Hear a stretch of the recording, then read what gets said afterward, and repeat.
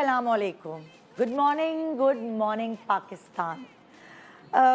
जैसे जैसे टेक्नोलॉजी बढ़ती जा रही है, बेहतर होती जा रही है और हम टेक्निकल होते जा रहे हैं, वैसे वैसे क्राइम्स भी बढ़ते जा रहे हैं और अलग अलग चीज़ें आ गई हैं स्कैम्स की। अब अगर आप फ्लैशबैक में जाएं, आप फिल्में और ड्रामे देखते होंगे तो वहाँ चोरी डकैती फ्रॉड के अलग अलग अंदाज होते थे। मेरी अम्मा अब्बा के ज़माने में कोई डाकू आया, स्नैचर आया, मोबाइल छीन गया, घर में कोई है नहीं तो दीवार फलांग के आ गए डाकू, चोरी करके ले गए। कोई इन्वेस्टमेंट कंपनी खोली, उसमें सब ने पैसे इन्वेस्ट किए, इन्वेस्टर्स पैसे लेके भाग गए। सो ये वाली सब चीज़ें मैंने अपने अब्बा अम्मा के ज़माने में सुनी हुई थी। आज चोरी करने का तरीका, फ्रॉड करने का तरीका चेंज हो गया है। जैसे कि हर चीज़ चेंज हुई है, हर चीज़ ऑनलाइन हो गई है। सो ये जो चोर हैं वो भी टेक्निकल हो गए और बहुत सारे ऐसे लोग आजकल परेशान हैं। पढ़े लिखे लोगों को भी डस लिया जाता है जिनको सारी चीज़ें पता है। इनफैक्ट हमारे अपने घर में ये हुआ कि मेरी एक रिश्तेदार को कॉल आई फ़ोन करके कि आप अपना अकाउंट, आप अपने जो बैंक अकाउंट है उसकी डिटेल्स बता दें, नहीं तो गवर्नमेंट सब बंद कर देगी, फलाना धमाका। बड़े इस तरह की कन्विंस करके बोला गया कि मेरी जो रिश्तेदार थी उन्होंने अपना सारा पिन विन सब दे दिया और उनके अकाउंट में जितने पैसे थे सब निकाल लिए गए। तो मैं हैरान रह गई ये सुनकर कि खाली ये अटैक जो है वो एक ऐसे शख्स पर जिसको दुनिया का कुछ नहीं पता, सिर्फ उस पर ही नहीं होता बल्कि एक पढ़े लिखे डॉक्टर, इंजीनियर जो शऊर है जिनको हर चीज़ का, उनके साथ भी स्कैम्स हो रहे हैं। चाहे ऑनलाइन शॉपिंग की बात हो, सोशल मीडिया के थ्रू हो, चाहे इंश्योरेंस करवा रहे हों, चाहे कोई बिज़नेस में पैसा इन्वेस्ट करने का कहा गया हो, चाहे कोई चीज़ बेच रहे हों, ऐसे ऐसे फ्रॉड्स हो रहे हैं कि आपकी अक्ल हैरान रह जाती है सुनने के बाद। और मुझे ऐसा लगा जब मुझे खुद 4 से 5 दफ़ा अलग अलग नंबर्स से फ़ोन आए अपना पिन और अपने बैंक डिटेल्स उनको देने के लिए। सो ज़ाहिर है मैं, हमारे तो ख़ानदान में हुआ तो हम तो डसे बैठे हुए थे। तो फिर मैंने अपने बैंक को शिकायत लगाई कि ना सिर्फ अननोन नंबर से कॉल आई बल्कि एक दफ़ा तो ऐसा ही था कि जो बैंक का टोल फ्री नंबर होता है या जिसे आप यूनिवर्सल नंबर कहते हैं, 111 वाला हेल्पलाइन नंबर कहते हैं, वहाँ तक से कॉल आई और मैं अपने मोबाइल को देख के ये हैरान रह गई कि ऐसा कैसे हो सकता है। सो टेक्नोलॉजी कहाँ से कहाँ पहुँच गई है। हैकर्स और पता नहीं क्या क्या चीज़ें दुनिया में हो रही है। हैक करने के बाद आपके अकाउंट से सारे पैसे निकाल दिए जाते हैं। इनफैक्ट मेरी बहन के साथ ये हुआ कि वो दुबई शॉपिंग, मतलब दुबई में उसने शॉपिंग की, अपना कार्ड स्वैप कराया, क्रेडिट कार्ड या एटीएम कार्ड था आई गेस, और उसके बाद जब वो वापस पहुंची है पाकिस्तान तो उस एटीएम या उस मशीन के ज़रिए कोई ऐसी चीज़ लगी थी जो उसने सारी रीडिंग ले ली उसके कार्ड की और उसके बैंक में जितने पैसे थे निकलवा लिए। और वो भी एक नामी गरामी इंटरनेशनल बैंक था उसका। हाँ, बाद में बैंक ने उसे रिवर्स किए वो पैसे, क्योंकि वो गलती बैंक की थी कि उनकी सिक्योरिटी इतनी ज़्यादा स्ट्रॉन्ग नहीं थी। लेकिन मैं आपको सिर्फ ये बता रही हूँ कि आजकल जो जो हो रहा है वो इस प्रोग्राम में देखने के बाद आपकी अक्ल हैरान रह जाएगी और आप खुद बहुत ज़्यादा कॉन्शियस हो जाएंगे चीज़ों को लेकर, और होना भी चाहिए।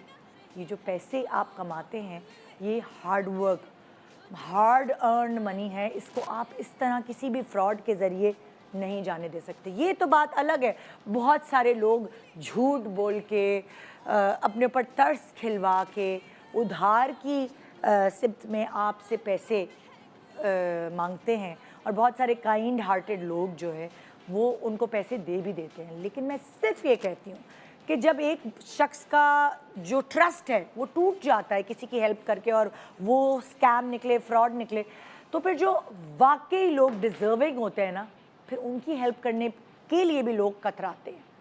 सो अगर आपने किसी की हेल्प भी करनी है तो पूरी छानबीन करके कीजिए, क्योंकि हकदार को उसका हक मिले।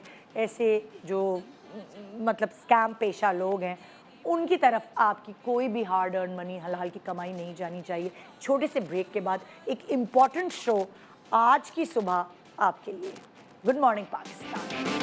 यूएसए मुस्कुराई है, ये सुबह जो आई है।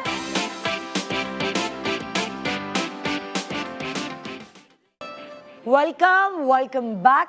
Good morning Pakistan. जैसे कि मैंने आपको बताया कि आज का शो बहुत इंपॉर्टेंट शो है। अगर आपके साथ ऐसा कुछ नहीं हुआ और अल्लाह ना करे कि कोई ऐसा स्कैम आप भी झेलें, सो आज का प्रोग्राम देखना बहुत ज़रूरी है, क्योंकि ये प्रोग्राम आपको बचाएगा बहुत सारे धोखाधड़ी से, फ्रॉड से, स्कैम से। मेरे साथ आज जो लोग मौजूद हैं इस शो पे, जो फोरम हमने बनाया है, जिस डिस्कशन को सुनना आपके लिए बहुत इंपॉर्टेंट है, उसमें शामिल हैं जी एसएसपी अजहर खान साहब, जो एंटी करप्शन ईस्ट पे होते हैं। अस्सलाम वालेकुम जी, कैसे हैं आप? ठीक ठाक है। और मेरे साथ इस वक्त मौजूद हैं राशिद इकबाल साहब, जो कि बैंकिंग इंडस्ट्री रिप्रेजेंटेटिव हैं, और जाहिर है इनसे ज़्यादा जो टेक्निकल चीज़ें हैं वो किसी और को नहीं पता होंगी, इसलिए हमने इनको यह दावत दी है। और जो इस वक्त लुटे बैठे हैं, जिनके साथ ये हुआ है, उनका नाम है एहसन सिद्दीक, जो कि नेशनल टेनिस प्लेयर भी हैं।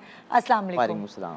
ऐसे अजीब सा लग रहा है कि मैं आपको जिस वजह से आप आपका जो टैलेंट है वो टेनिस है, लेकिन मैं आपको आज किसी और वजह से दावत दी है अपने शो पे कि आप सबको बता सके कि आपके साथ क्या हुआ, क्योंकि आपके बताने से आपका तो जो नुकसान हुआ तो वो हो गया, लेकिन इस नुकसान को दूसरों तक पहुंचा के बहुत सारे लोगों का नुकसान होने से हम बचा सकते हैं। ठीक है, इससे पहले कि मैं आपसे पूछूं, ज़रा आप लोगों से मैं थोड़ा सा पूछना चाहूँगी कि आप इसको देखते हैं और आपके पास कितने केसेस आते होंगे इस हवाले से। आप दोनों से ही मेरा ये सवाल है। सबसे पहले तो आपका शुक्रिया, आपने इतने इम्पोर्टेंट टॉपिक पे हमें बुलाया। इस पे मैं बताऊंगा कि इस जैसे मुझे पता चला इस टॉपिक पे बात की जाएगी जी, तो मैंने इसको सोचा और आई डिसाइडेड कि इसको 2 हिस्सों में तकसीम किया जाए। ठीक है। बेसिकली तो थोड़ा सा अगर ऊंचा बोलेंगे तो ज़रा हाँ हम अच्छे से सुन तो सकते हैं। इसको बेसिकली 2 हिस्सों में तकसीम किया जाए। फर्स्ट थिंग इज़ कि पहले तो लोगों को अवेयर किया जाए कि वो इस तरह के हैक से, इस तरह के स्कैम से, इस तरह के जो फ्रॉडुलेंट बिहेवियर्स हैं, इस तरह की जो कॉल्स हैं, इस तरह के जो स्कैम्स हैं, उनसे बचे हो। उसके लिए ज़ाहिर बात है आपका जो कि रोल है मीडिया का, वो बहुत इम्पोर्टेंट है। और जिस हद तक लोगों को एजुकेट किया जाए कि वो इन प्रैंक कॉल से, इस तरह के हनी ट्रैप से, इस तरह की जो भी चीज़ें होती हैं उनमें कोई हकीकत नहीं होती। वो तो अच्छा, फिर या तो फिर मैं ताकि लोगों को समझ आए कि हम बात किस हवाले से करें, मैं पहले इनसे सुन लेती हूँ कि उनके साथ हुआ क्या है, ताकि जिससे हमें ज्वाइन इन किया उसको पता चल सके कि हम बात किस बारे में करें, क्योंकि स्कैम्स बहुत अलग अलग तरीके के होते हैं। फिर मैं आपकी तरफ भी आऊँगी, ठीक है। ऐसे आप अगर बताएंगे प्रैक्टिकली आपके साथ क्या हुआ, तो हमारे लोगों को समझने में ज़्यादा आसानी होगी कि किस वाले स्कैम की अब बात करें। तो क्या हुआ है सर? हुआ ये था कि वेडनेसडे का दिन था, नवंबर 8 की बात है। यही अभी नवंबर जो गुजरा है 2022 जी 2023 सॉरी। तो उसमें हुआ ये था कि रात के 10 बज रहे थे, कॉफ़ी शॉप गए थे कॉफ़ी पीने के लिए। तो हुआ ये कि 3 बार कार्ड जब बिल हुआ तो 3 बार कार्ड चार्ज हो गया। ओके। तो जब 3 बार कार्ड चार्ज हो गया, 3 बार क्यों कार्ड चार्ज? क्योंकि जो फर्स्ट 2 ट्रांजैक्शंस थी वो फेल हो गई थी, एरर आ गया था। तो उन्होंने बोला कि थर्ड टाइम ट्राई कर लेते, क्या पता हो जाए। ओके। थर्ड टाइम भी नहीं हुआ। अच्छा। तो उन्होंने मेरे पास से पैसे कट गए। अच्छा। मेरे पास एक मैसेज आ गया कि आपके पैसे इतने कट गए। जब वो 2 दफ़ा ट्रांजैक्शन हुई और आपके पास आया कि नहीं? उस वक्त कुछ भी नहीं कटे थे। उस वक्त नहीं कटे। जब तीसरी बार हुआ ना, तो ओवरऑल मिलकर सारे पैसे डिडक्ट हो गए। यानी 1 2 3 ट्रांजैक्शंस हो गई। 3 ट्रांजैक्शंस हो गई। ओके। ठीक है, जब 3 ट्रांजैक्शंस हो गई तो मेरे पास टेक्स्ट आया, उन्होंने बोला फोर्थ टाइम करना है। तो मैंने बोला मेरे पास तो पैसे कट गए, तो वापस करने का कोई फ़ायदा नहीं है। तो उसके बाद उन्होंने मुझे बोला कि आप एक काम करें, आपके बैंक से पैसे कट गए लेकिन हमारे तक नहीं पहुँचे। तो ऑब्वियस ही बात है, कॉफ़ी शॉप को तो लॉस है ना कि उनके पास तो पैसे नहीं पहुँचे, लेकिन मैं कैसे ट्रस्ट कर सकता हूँ कि भाई नहीं पहुँचे। उन्होंने उसी वक्त ब्रांच या फिर किसी को कॉल की थी, उन्होंने बोला कि ना इसके पैसे रिवर्स हो जाएंगे। अच्छा। ठीक है, ये बात हुई। तो उन्होंने मुझे बोला कि भाई अगले दिन आप हेल्पलाइन पे कॉल करो और आपके पैसे रिवर्स हो जाएंगे। अच्छा। ठीक है, फिर अगला दिन हुआ, क्योंकि रात के 11 बज गए थे होते होते जी। तो अगले दिन मैंने दोपहर या शाम में कॉल की हेल्पलाइन को। हाँ। ठीक है, उन्होंने मुझे बोला कि ये ज़रूर आपके पैसे बैंक ने कट किए हैं, लेकिन वो आपको एक दिन बाद रिवर्स हो जाएंगे, अगले दिन सुबह 11 बजे। अच्छा। तो मैं श्योर था कि अगले दिन रिवर्स हो जाएंगे। हाँ। तो फिर उसके बाद सुबह 11 बजे मैं ऑफिस में था, तो मुझे कॉल आती है एक नंबर से जो कि हेल्पलाइन का ही नंबर था। तो मुझे कहते हैं सर आपके पैसे रिवर्स हो गए। तो मैंने बोला नहीं मुझे रिवर्स नहीं हुए। तो बोला आप एक और बार चेक कर लें। हाँ। तो मैंने जब एक और बार चेक किया तो पैसे रिवर्स नहीं हुए थे। हाँ। उसके पास मेरा डाटा ऑलरेडी था। Oh my God. क्योंकि मुझे ये बात नहीं पता थी कि कॉल सेंटर वाले जो हेल्पलाइन वाले हैं वो डाटा लीक कर देते हैं। ओह। और उनके पास मेरा सारा डाटा था, NIC, अकाउंट नंबर का कार्ड। तो आई वॉज प्रिटी श्योर कि ये ऑब्वियसली बात है कि ये बैंक से ही है। जेन्युइन, एग्जैक्टली क्योंकि यही तो केस चल रहा है अभी मेरा। एग्जैक्टली हाँ। जेन्युइन केस था। इसके बाद उसने मुझे सारी चीज़ें बताई और उसने मुझे एक लिंक, उसने मेरा अकाउंट हैक किया। मतलब इस तरह हैक किया कि उसके बाद मेरा OTP, मतलब मेरे पास OTP आ रहे थे, जनरेट हो रहे थे, लेकिन मैंने OTP बताया नहीं उसको। हाँ। तो उसमें से क्या हुआ कि 15 मिनट बाद मैंने देखा मुझे कॉल्स पर कॉल्स आ रही थी। मैंने कॉल कट की, मैंने लगा फ्रॉड होगा। इसके बाद मैंने 10 मिनट बाद देखा तो मेरे लिखा हुआ आ रहा है PKR। उसने कोई लिंक भेजा था, आपने उस पर क्लिक किया? नहीं, मैंने क्लिक नहीं किया। अच्छा। तो उसने क्या किया कि 10 मिनट बाद मैंने देखा अपना टेक्स्ट, और वो कॉल्स मुझे आ रही थी ना, वापस कॉल्स कर रहा है। फिर मैंने एक और बार उठा ली कि क्या सीन है, पैसे रिवर्स तो नहीं हुए। तो उन्होंने मुझे बोला कि आप चेक कर ले। देखा तो PKR 80,000 अकाउंट में ट्रांसफ़र किए गए हैं, मेरे अकाउंट से खाली कर दिया क्योंकि अकाउंट में थे ही इतने। आपके अकाउंट के जितने भी पैसे थे वो किसी और अकाउंट में ट्रांसफर हो गए। लेकिन ऐसे कैसे हुआ जब आपने OTP भी नहीं बताया? OTP नहीं बताया, कुछ हैक किया था उन्होंने इस तरह का। उनके ये पास कॉल्स कर करके? जी, कॉल्स और करके। आपसे बात कर रहे होते तो इतनी देर में हैक कर रहे होते? एग्जैक्टली उनके पास कोई सॉफ्टवेयर आया हुआ है जिसमें आपका कॉल के बीच में ये आप तो सबसे लेटेस्ट स्कैम है। एग्जैक्टली Oh my ये God. बहुत एक यूनिक स्कैम है। तो जब ये हुआ तो मैंने जब देखा कि मेरे पैसे ट्रांसफ़र किए गए तो मैंने वापस कॉल बैक होती नहीं है, उनकी वापस कॉल आई, बोलने स्टेट बैंक वेरीफाई कर रहे हैं आपके पैसे, तो आप मज़ीद 1 लाख और डालो अकाउंट में। 80,000 डिडक्ट हो गए थे, मज़ीद 1 लाख और डालो। फिर इसके बाद हुआ ये कि फिर है ना, मैंने फ़ौरन से वापस कॉल की हेल्पलाइन पे। मैंने हाँ। बोला कि ये पैसे मैंने ट्रांसफ़र नहीं किए, आप इसको फ्रीज़ करें। उन्होंने on the spot within 5 seconds account में रिजर्व डाल दिया। मतलब वो पैसे वहाँ तक पहुँचेंगे नहीं, बीच में रहेंगे, वो विड्रॉ नहीं कर सकते जहाँ पहुँचे। ओह गुड, शुक्र है कि आप इतने इंटेलिजेंट है कि आपने ये स्टेप लिया। एग्जैक्टली। वरना हेल्पलाइन भी बहुत देर से फोन बहुत उठाती देर से है। फ़ोन उठाते हैं, और टी पिन जनरेट ऑलरेडी था मेरा। ओह। इसके बाद हुआ ये कि जब मैं देखा तो मेरे अकाउंट में रिजर्व लगा हुआ था। तो फिर है ना, इसके बाद मुझे ना शाम में, और जहाँ पैसे गए ना वो अकाउंट सेम बैंक का ही था, oh same bank to bank था, तो इसलिए रिज़र्व बहुत इजीली लग गया।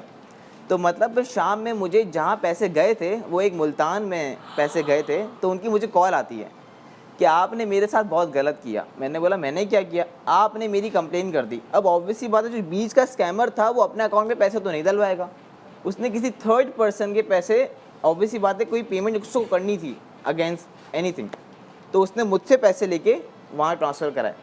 तो वो जहाँ ट्रांसफर करने था उसका फोन आया कि आपकी वजह से मुझे पैसे नहीं मिले। पैसे नहीं मिले, मैं विड्रॉ नहीं कर सकती, वो लेट हो गई विड्रॉ करने में, क्योंकि ऑब्वियसली बात है अगर कोई आप, लड़की थी? जी खातून थी। Oh my God. और फिर मैं शॉक हो उस गया। लड़की को भी नहीं पता था कि ये बीच का स्कैमर एग्जैक्टली, उसको भी शायद नहीं अंदाजा, लेकिन मेरा नंबर उसके पास कैसा है ये मुझे आइडिया नहीं है इस बात का। या अल्लाह, ये कितनी खिचड़ी है। मतलब इससे तो कोई भी नहीं बच सकता। एग्जैक्ट, कोई भी नहीं बच सकता, क्योंकि ये इस तरह के स्कैम फिर आपके पास पैसे वापस आए कि नहीं? अभी तक रिजर्व ही लगा हुआ है, अभी तक कहानी सॉल्व नहीं हुई, कहानी केस चल रहा है। केस चल रहा है, बैंक के पास पैसे पड़े हुए हैं। लेकिन आपके दिल को ये सुकून होगा कि कोई जो मेरा नहीं वो तेरा भी नहीं है। तो ये एग्जैक्टली, तो पैसे बीच में फंसे हुए, इट्स बीन 2 मंथ्स, और अभी हाँ। तक ये केस सॉल्व नहीं किया गया। लेकिन बैंक कह रहा है कि हम बेनिफिशियरी इन्वेस्टिगेशन वगैरह इन्वॉल्व हुई हुई है, तो ये केस हम सॉल्व कर देंगे, लेकिन अभी तक 3 मंथ्स से कोई केस सॉल्व हुआ नहीं है। राशिद साहब, ये क्या हो रहा है? ये तो बड़ा परेशान कुन चीज़ हो गई। क्या ये क्या हुआ होगा? कुछ कहानी आपको समझ आ रही है कि क्या हुआ होगा? देखिए 2017-18 के बाद से कुछ नई बहुत टेक्नोलॉजी, बहुत एडवांस टेक्नोलॉजी आ चुकी हाँ। है। जो एहसन बता रहे हैं उसमें एक फ्रॉड होता है,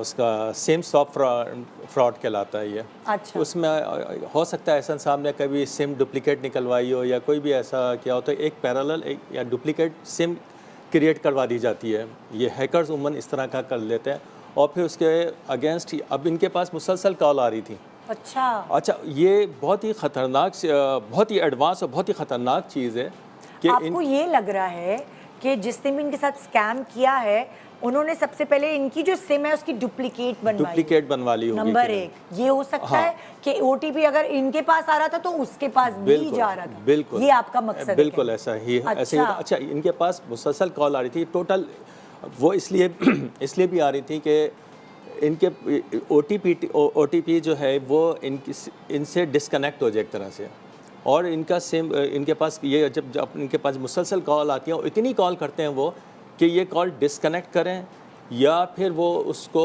अटेंड कर लें। दोनों सूरतों में वहाँ पर ओटीपी जनरेट हो रहा होता है, वहाँ पर उनके हैकर्स के पास उठाने से या इनके डिस्कनेक्ट करने मुझे से। एक बात बताएं, फिर क्या करें? इस तरह कोई हैकर कॉल कर रहा हो तो उसको बजने दे? नहीं, उस सूरत में जब ये कॉल ख़त्म हो, जैसी कॉल ख़त्म होती है आप उसे ना अटेंड करें ना उसको मतलब काटें, आप उसको ऐसे ही रहने दें और उसके फ़ौरन बाद बजने बज रहा है फ़ोन तो भाई हाथ ही ना लगाएं। उसके बाद उसे ब्लॉक कर दें, उस नंबर को ब्लॉक कर दें। ये एक सिंपल सोल्यूशन है। इसके अलावा और फिर ब्लॉक करने के बाद भी अगर हो सकता है दूसरे फ़ोन से ये नंबर आ रहा हो तो फिर आप कंसर्न डिपार्टमेंट में कंप्लेन करें इस चीज़ की, तो वो फिर उस चीज़ को, इस इशू को एड्रेस करेगा, फिर वो इन्वेस्टिगेशन वगैरह ये सारी चीज़ें। अच्छा, अब जैसे ये शख्स जो भी स्कैमर है पकड़ा जाता है, ठीक है, तो उसको सज़ा कौन देता है? पुलिस देती है, साइबर क्राइम देता है, कौन सज़ा देता है? देखें, इस तरह के जितने भी क्राइम्स हैं हमारे पास पाकिस्तान में, उनके लिए हमारे पास स्पेशलाइज्ड इदारा FIA की सूरत में मौजूद है। अच्छा। ये साइबर क्राइम्स की ज़ुमरे में आता है जी। और साइबर क्राइम्स के हवाले से जो हमारे एक्ट्स हैं, इलेक्ट्रॉनिक क्राइम्स से रिलेटेड जो हमारे एक्ट हैं पाकिस्तान में प्रिवेंशन के, वो एक्ट्स, वो लॉज इस पे अप्लाई होते हैं। तो इस सूरत हाल में आई एम श्योर कि इन्होंने FIA में भी अपनी कुछ आइडिया है कितनी सज़ा है उसकी? जी, इसकी 3 से 7 साल तक 3 से 7 साल 3 से 7 साल तक की सज़ा है फ्रॉड करने वालों की। जी, मुख्तलिफ किसी की कोई ID यूज़ करे, इम्पर्सोनेशन करे, किसी को फ्रॉड इन्फॉर्मेशन दे, कोई ऐसी इन्फॉर्मेशन जिससे आप किसी भी शख्स की प्रॉपर्टी, चाहे वो पैसे की सूरत में है, चाहे किसी और सूरत में है, उसको आप हथियाने की कोशिश करें और उसकी मिस अप्रोप्रिएशन करें, तो उसकी सज़ाएं जो हैं हमारे कवानीन में मौजूद हैं। उसके लिए इनको आई एम श्योर कि इन्होंने FIA से रब्ता किया होगा। उसके लिए डेडिकेटेड हमारा साइबर क्राइम्स विंग भी मौजूद है। अच्छा। जिसमें जो बड़े प्रोफेशनली इस पे काम कर रहे होते हैं, और अगर ये इस तरह की कंप्लेंट उस पर करेंगे, और अभी जिस तरह ये सर बैठे हुए हैं, इनका भी बड़ा एक क्लोज लाइजॉन होता होगा FIA के साथ, जो सेपरेटली बैंकिंग के भी सेक्टर को अलहदा से देखता है, साइबर क्राइम। अच्छा, मैं सवाल ये करना चाह रही थी, जो इन्होंने ये स्टेप लिया, इन्होंने रिजर्व करा है, ये ज़हीन लड़के हैं, ज़ाहिर है पढ़े लिखे, बहुत सारी ख़वातीन स्पेशली उनको नहीं समझ आ रहा होता कि मुझे अब करना क्या है, या बहुत सारे मर्द हजरात भी थे, टेक्निकल नहीं होते, तो क्या ये जो रिजर्व कराने वाला काम है इन्होंने, जब तो हाथ से तो निकल गए पैसे, वो इन्होंने सही स्टेप लिया? देखिए, बिल्कुल सही, इन्होंने बिल्कुल सही स्टेप लिया है और यही करना चाहिए। फ़ौरन अपने कंसर्न बैंक को फ़ोन करना है, हेल्पलाइन पर फ़ोन करना चाहिए और उसको ब्लॉक करना चाहिए। अच्छा। ये तो इन्होंने बिल्कुल सही किया। इसके अलावा भी जैसे सर ने कहा कि इसकी इन्वेस्टिगेशन होती है, पहले बैंक इसको इन्वेस्टिगेट करता है, फिर बैंक इसको रेफ़र, ये एहसन साहब खुद या फिर बैंक रेफ़र कर देता है, क्योंकि बहरहाल एक क्राइम है, तो फिर ये रेफ़र कर दिया जाता है FIA को, और FIA के साइबर क्राइम विंग, और फिर वो इसके इन्वेस्टिगेशन करता है। तो इम्पॉर्टेंट बात यही है कि आप इमीडिएट एक्शन लीजिए। इमीडिएट एक्शन में कम से कम आपके जैसे इन्होंने रिज़र्व क्रिएट कर दिया, जैसे रिज़र्व क्रिएट कर दिया, ऐसे ही इन्वेस्टिगेशन के, क्योंकि एक पॉइंट ऐसा आ जाता है जब डिले हो जाता है, डिले होने की सूरत में फिर ये होता है कि पैसे रिम्बर्स होने में सम टाइम चैलेंजेस आ जाते हैं कि अब नहीं हो पाते। लेकिन फिर भी इनके पैसे निकल के तो नहीं गए। और अगर तो मुझे एक और बात बताएं, अगर इनके पैसे चले जाते इस मद में, तो क्या बैंक इन्हें रिवर्स करता वो पैसे? क्योंकि वो तो बैंक की गलती है जो गए हैं।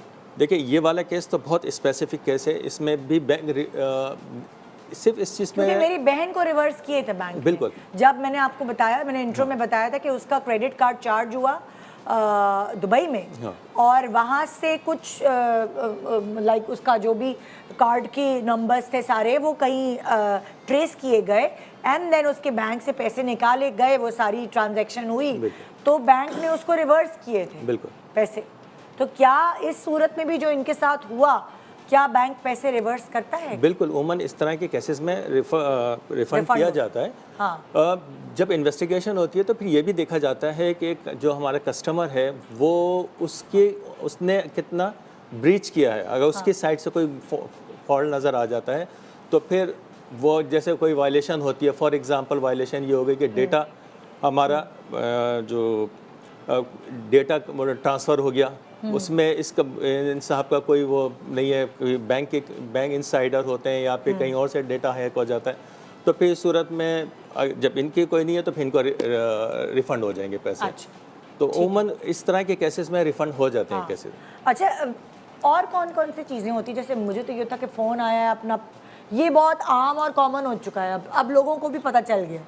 आपके साथ ये लेटेस्ट हुआ है? ये लेटेस्ट चीज़ हुई कि कहीं क्रेडिट कार्ड गया है और क्योंकि अक्सर हमारे साथ होता है कि एक दो दफ़ा ट्रांजैक्शंस होती नहीं है, तीसरी दफ़ा हो जाती है और मतलब लाइक जो 2 ट्रांजैक्शंस हैं वो भी कट जाती है, अक्सर हुआ है।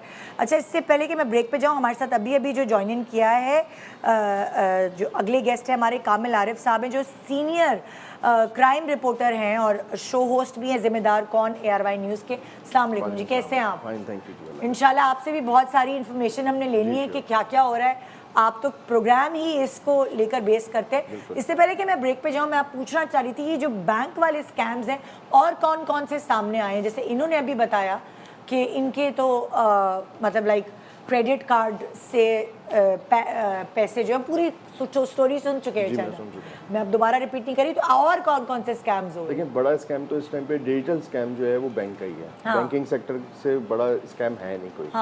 चाहे वो आपका क्रेडिट कार्ड से रिलेटेड स्कैम हो, चाहे वो आपकी ऑनलाइन ट्रांजैक्शंस हो, चाहे बैंक की अपनी ब्रांच के अंदर फ्रॉड हो जाता है। ओके। तो वो भी एक बड़ा मशहूर हुआ था बैंक का फ्रॉड, कि वो सोना जो है वो कोई पूरी टीम थी बैंक की, है ना, वो गोल्ड वाला क्या सिनेरियो था, क्या था वो मेरे ख्याल में स्नैच, जो आग लग गई थी और स्नैचिंग वगैरह हो गई। नहीं, वो गोल्ड रिप्लेस कर दिया, गोल्ड रिप्लेस हो गया था एक बैंक के पास।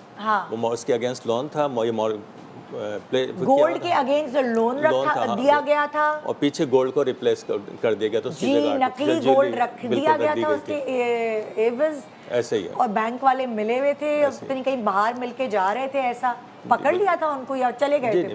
पकड़ लिया था उनको। हाँ ऐसा। ये मैं ब्रेक के बाद बताऊंगी, बड़ा एक किस्सा बड़ा मशहूर हुआ था सोशल मीडिया पे, उसके हवाले से भी बताऊंगी एक छोटे से ब्रेक के बाद। मुख्तलिफ स्कैम्स और फ्रॉड्स जो आपके साथ भी हो सकते हैं, पहले से खबरदार रहिए, सुनिए कि आजकल हो क्या क्या रहा है। Good morning Pakistan.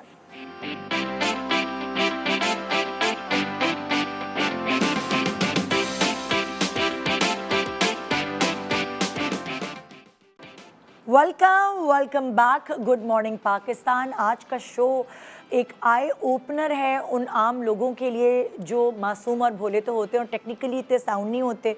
बहुत सारे फ्रॉड्स, बहुत सारे स्कैम्स आजकल अलग तरीके से हो रहे हैं कि आपका दिमाग भी वहाँ तक नहीं पहुँच पाता, और बहुत सारे लोगों के साथ, आपके इर्द गिर्द के लोगों के साथ ऐसे स्कैम्स हो जाते हैं कि आपकी अक्ल हैरान कर जाते हैं। सो कोशिश ये की है हमने, मुख्तलिफ लोग जो इस चीज़ से गुज़र चुके हैं उनके बताए हुए किस्सों की मदद से हम आपकी शायद कुछ हेल्प कर सकें। मेरे साथ इस वक्त जो बैठे हैं रज़ा हैदर हमारे साथ हैं, और रज़ा हैदर के साथ क्या हुआ है इनसे पूछते हैं, सुनते हैं और फिर जानते हैं कि ये इस स्कैम को क्या कहते हैं। जी रज़ा, अस्सलाम वालेकुम। वालेकुम सलाम। मैडम, मेरे साथ दरअसल एक ऐसा वाक़या पेश आया कि एक ऐप है जहाँ मुख्तलिफ़ किस्म की अशिया जो है वो सेल होती हैं। अच्छा। तो वहाँ पर मुझे एक गाड़ी पसंद आई जी। तो पहले तो मैंने उस गाड़ी की जो एक्चुअल कीमत थी वो मैंने देखी। ठीक तो है। वो जो रियल उसकी प्राइस आ रहे थे वो मार्केट में 20 लाख रुपए थे। ठीक है। तो उस ऐप के ऊपर वो जो प्राइस आ रहे थे वो 15 लाख थे। तो मैं बड़ा हैरान हुआ, चूँकि मेरा काम है तो फिर मुझे दिलचस्पी उसमें बढ़ गई कि तो कम पैसों में मिल रही है, तो इसको मैं परचेज़ करता हूँ। तो मैंने उनके दिए हुए कॉल नंबर पर रब्ता किया, तो मेरी उनसे बात हुई। उन्होंने बोला आप ऐसा करें कि मुझे थोड़ी देर बाद कॉल कर लें। तो गाड़ी मुझे इतनी पसंद आई कि मैं मुसलसल उनसे रब्ते में रहा। मैंने दोबारा कॉल की तो वो मुझे कहते हैं कि हमारी इस गाड़ी की बातचीत चल रही है, डील चल रही है किसी से, तो आप मुझे मज़ीद 2 घंटे का टाइम दे दें। मैंने बोला ठीक है जी। उनके टाइम देने पर मज़ीद फिर मैंने उनको 2 घंटे बाद कॉल की, तो वो शख्स मुझसे मतलब फाइनली उसकी कोई बात नहीं कर रहा, टाइम दिए जा रहा है। और मैं मुसलसल उससे राब्ते में हूँ। वो आपको और क्रेजी कर रहा था, एक्साइटेड कर जा रहा था बिल्कुल। बार इस तरह। अच्छा, मैं इतना इंटरेस्टेड हुआ हूँ कि मैं बार बार बस उससे रब्ता करना चाह रहा हूँ कि किसी तरीके से। खैर बहरहाल मेरा उससे जो फिर 2 घंटे बाद मैंने उससे दोबारा कॉल की, तो वो मुझे कहता है कि सर मैं बड़ी माजरत चाहता हूँ, इस गाड़ी की जो है ना वो हमारी डील हो चुकी है। तो मुझे बड़ा गुस्सा आया, मतलब यार आपने मुझे मुसलसल इंगेज रखा हुआ है और मैं आपसे पूछ रहा हूँ तो आप 2 घंटे 2 आवर्स आप मुझे मुसलसल टाइम दिए जा रहे हैं। कहने लगे सर वो आप नाराज़ ना हो और आप ऐसा करें कि DHL के ऑफिस चले जाएं और वहाँ एक गाड़ी खड़ी हुई है, वो आप जाकर देख लें। हाँ। तो जैसी गाड़ी वो मैंने ऐप के ऊपर देखी, मतलब शायद ऐसी ही गाड़ी होगी। हाँ। अब जब मैं वहाँ पहुँचा उनके बताए हुए पते पर, तो मैंने जो देखी गाड़ी वो तो उससे भी कहीं गुना लाख दर्जे अच्छी, टिप टॉप फर्स्ट क्लास। अच्छा, गाड़ी मैंने सिर्फ बाहर से ही देखी, तो मैंने उनसे रब्ता किया, मतलब यार आप इस गाड़ी के बारे में मुझे कुछ बताएं। तो गाड़ी मुझे पसंद आई है। तो कहने लगे सर इसका सिलसिला कुछ ऐसा है कि ये है ऑप्शन की कार, तो ये आपको जो है ना आधी कीमत में मिल जाएगी। तो मेरी तो खुशी और बढ़ गई कि ऑप्शन होता है जो नीलामी होती है उसकी कार। बिल्कुल बिल्कुल ऑप्शन की कार, तो वो आधी कीमत में मिल रही थी, तो वो थी भी बहुत अच्छी गाड़ी। तो मैंने बोला ठीक है, तो ज़बरदस्त आप इसके बारे में मुझे बताइए कि क्या सिलसिला है। हाँ। तो क्या लगा कि इसके लिए हमें जो है ना वो सर एक शख्स को रोके रखना होगा। तो ऑप्शन की कार है, तो उसके लिए आपने जो है वो मुझे फौरी तौर पे 3 लाख रुपए जो है वो मेरे नंबर पे ट्रांसफ़र कर दें। हाँ। तो क्योंकि मेरा काम है सेल परचेजिंग का, तो मुझे कभी ऐसा हुआ नहीं सिलसिला, तो मैंने फौरी तौर पे उस नंबर पे 3 लाख रुपए ट्रांसफ़र कर दिए। हाँ। अब वो जैसे ही मैंने नंबर पैसे ट्रांसफ़र किए, तो वो नंबर भी ऑफ हो गया उसका, उस शख्स का पता ही नहीं चला कुछ। Oh my God. अब ये देखिए यहाँ पे ना लालच आ गई। हाँ। और ये बेसिकली बिजनेस नहीं था, ये लालच थी। क्योंकि आपको पता है कि आपने खुद अभी बोला कि उसकी नेट वैल्यू जो है वो 20 लाख कोई आ जाती है, कपड़े कहीं सस्ते मिल रहे होते हैं, हम फौरन ऑर्डर कर देते हैं। ये तो फितरत है इंसान की। जब तक लालच है तो सामने वाला आपको चीट करेगा। और दूसरी बात, ये प्रैक्टिकल बंदे से नहीं मिले। इन्होंने फोन के ऊपर सारी डील की, एक खड़ी हुई गाड़ी देख के पैसे दे दिया, वो गाड़ी किसी की भी हो, ठीक है ना। तो प्रैक्टिकल ये बंदे से नहीं मिले हमारी ज़बान में। अच्छा, उसके बाद ये केस लेके चले गए होंगे जी मेरे साथ फ्रॉड हो गया, मुझे सॉल्व करके दो। अब उसको कौन ढूंढता रहे, वो इनसे क्राइम हुआ है कराची में। नहीं, जैसे जो वो नंबर है, मैं ये पूछना चाह रही हूँ इसी केस से रिलेटेड। अब जो नंबर है जिस पे इन्होंने पैसे भेजे हैं, वो नंबर ट्रेस मैं उसी पे आ रहा हूँ ना कि कराची में इनसे साथ चीटिंग हुई, फ्रॉड हो गया। वो बंदा बैठा है कोई पंजाब के किसी गांव के अंदर। अब केस पहले यहाँ रजिस्टर्ड हो, फिर पुलिस को यहाँ की FIA को वहाँ पे रेड करने की परमिशन चाहिए। जब तक वो बंदा किधर होगा, वो सिम भी उसके नाम पर है या नहीं है, एक्चुअल बंदा था नहीं था, इंटरनेट से सिम खरीदी हुई थी किसी और तो आजकल बिल्कुल वो इसके अलावा इसमें बड़ी और चीज़ें होंगी, कॉम्प्लिकेशंस मजीद बढ़ जाती हैं। फॉर दैट मैटर इस पर्टिकुलर केस की बात करें ना, तो जैसे इन्होंने कहा है कि इसमें लालच का एलिमेंट आ जाता है। जाहिर बात है कि जब आपको कोई अपनी पसंद की चीज़ है एक सर्टेन प्राइस से कम मिल रही है, आप समझते हैं। हम सब ऐसे होते हैं। Being a businessman, I hope जिस तरह आपने कहा है कि आप, तो उसमें आप भी ज़रा इस चीज़ पे थोड़ा सा देखिएगा कि आप इस तरह की डील्स मेरा नहीं ख्याल के करते होंगे। किसी भी अननोन बंदे को उसके नंबर पे 3 लाख रुपए आप भिजवा दें, टिल द टाइम आप किसी शख्स को देखते नहीं हैं, उससे बात नहीं करते जी। तो इस चीज़ को अवॉइड करना चाहिए, उसके लिए अवेयरनेस पहली चीज़ है। दूसरा, जहां आपने बात की कि इस नंबर को ट्रैक करने की, उस नंबर को ट्रैक करने की, जैसे अभी भाई ने ये बताया कि इसमें सिमों का बहुत इशू होता है। जैसे आपके पास कोई ऐसा शख्स आता है, वो सिमें बेचने के लिए गाँव घरों के अंदर आ रहे होते हैं और वो आपके ID कार्ड ले लेते हैं, और फिर नॉर्मली ये होता है कि वो उस ID कार्ड की कॉपी के ऊपर वो कई और सिमें भी निकाल लेते हैं, और इवन आपके बायोमेट्रिक जो होते हैं वो भी यूज़ हो जाते हैं। कैसे बायोमेट्रिक कैसे यूज़ हो सकते हैं? वो प्रिजर्व हो जाते हैं और उसको भी वो यूज़ कर सकते हैं मुख्तलिफ और चीज़ों के लिए। अच्छा, मैं पहले एक चीज़ थोड़ी सी और बता दूं। एक तो ये ना फेसबुक सब खोल लें अपना, और यहाँ पे ना पूरे पाकिस्तान के मैक्सिमम लोगों का डाटा जो है ना फॉर सेल है। फॉर ठीक है सेल? जी बिल्कुल। ये देखिए, ये पेजेस बने हुए हैं, आप डाटा यहाँ से ख़रीद सकते हैं। ये इसमें CNIC डाटा भी है, फ़ोन नंबर्स भी आपको मिल जाएंगे। मुझे नहीं समझ आई, मतलब फेसबुक पे गए हम, आप ये यहाँ से आपने डाटा परचेज किया, उसमें आप CNIC अलग-अलग पेजेस बने हुए डाटा बने हुए, आपको उनके उधर CNIC नंबर्स मिल जाएंगे, उधर से मोबाइल नंबर्स मिल जाएंगे। अच्छा, CNIC नंबर का क्या है कि आपने वहाँ से ये अब इलेक्शन आ रहे हैं, अब ये वोटर लिस्ट जारी होगी, वोटर लिस्ट में CNIC नंबर भी होता है, आगे थंब भी होता है, उसका घर का एड्रेस भी होता है।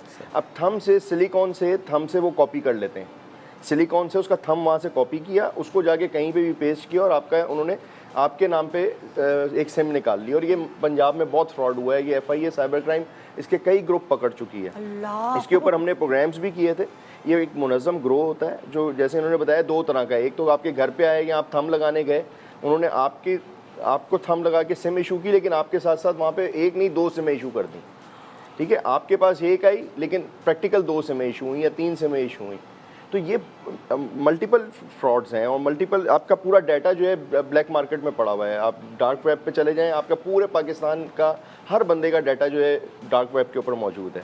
मतलब आप वो इतना मास्टरमाइंड आदमी था कि मतलब मैं जब वो गाड़ी देखने अगले दिन जब दोबारा मैं गया DHL के, मतलब चलो अगर वो शख्स नहीं मिल रहा उस कार के बारे में तो मालूमात लूँ, तो पता चला वो तो किसी वहाँ के एम्प्लॉय की गाड़ी थी जो बाहर खड़ी हुई थी।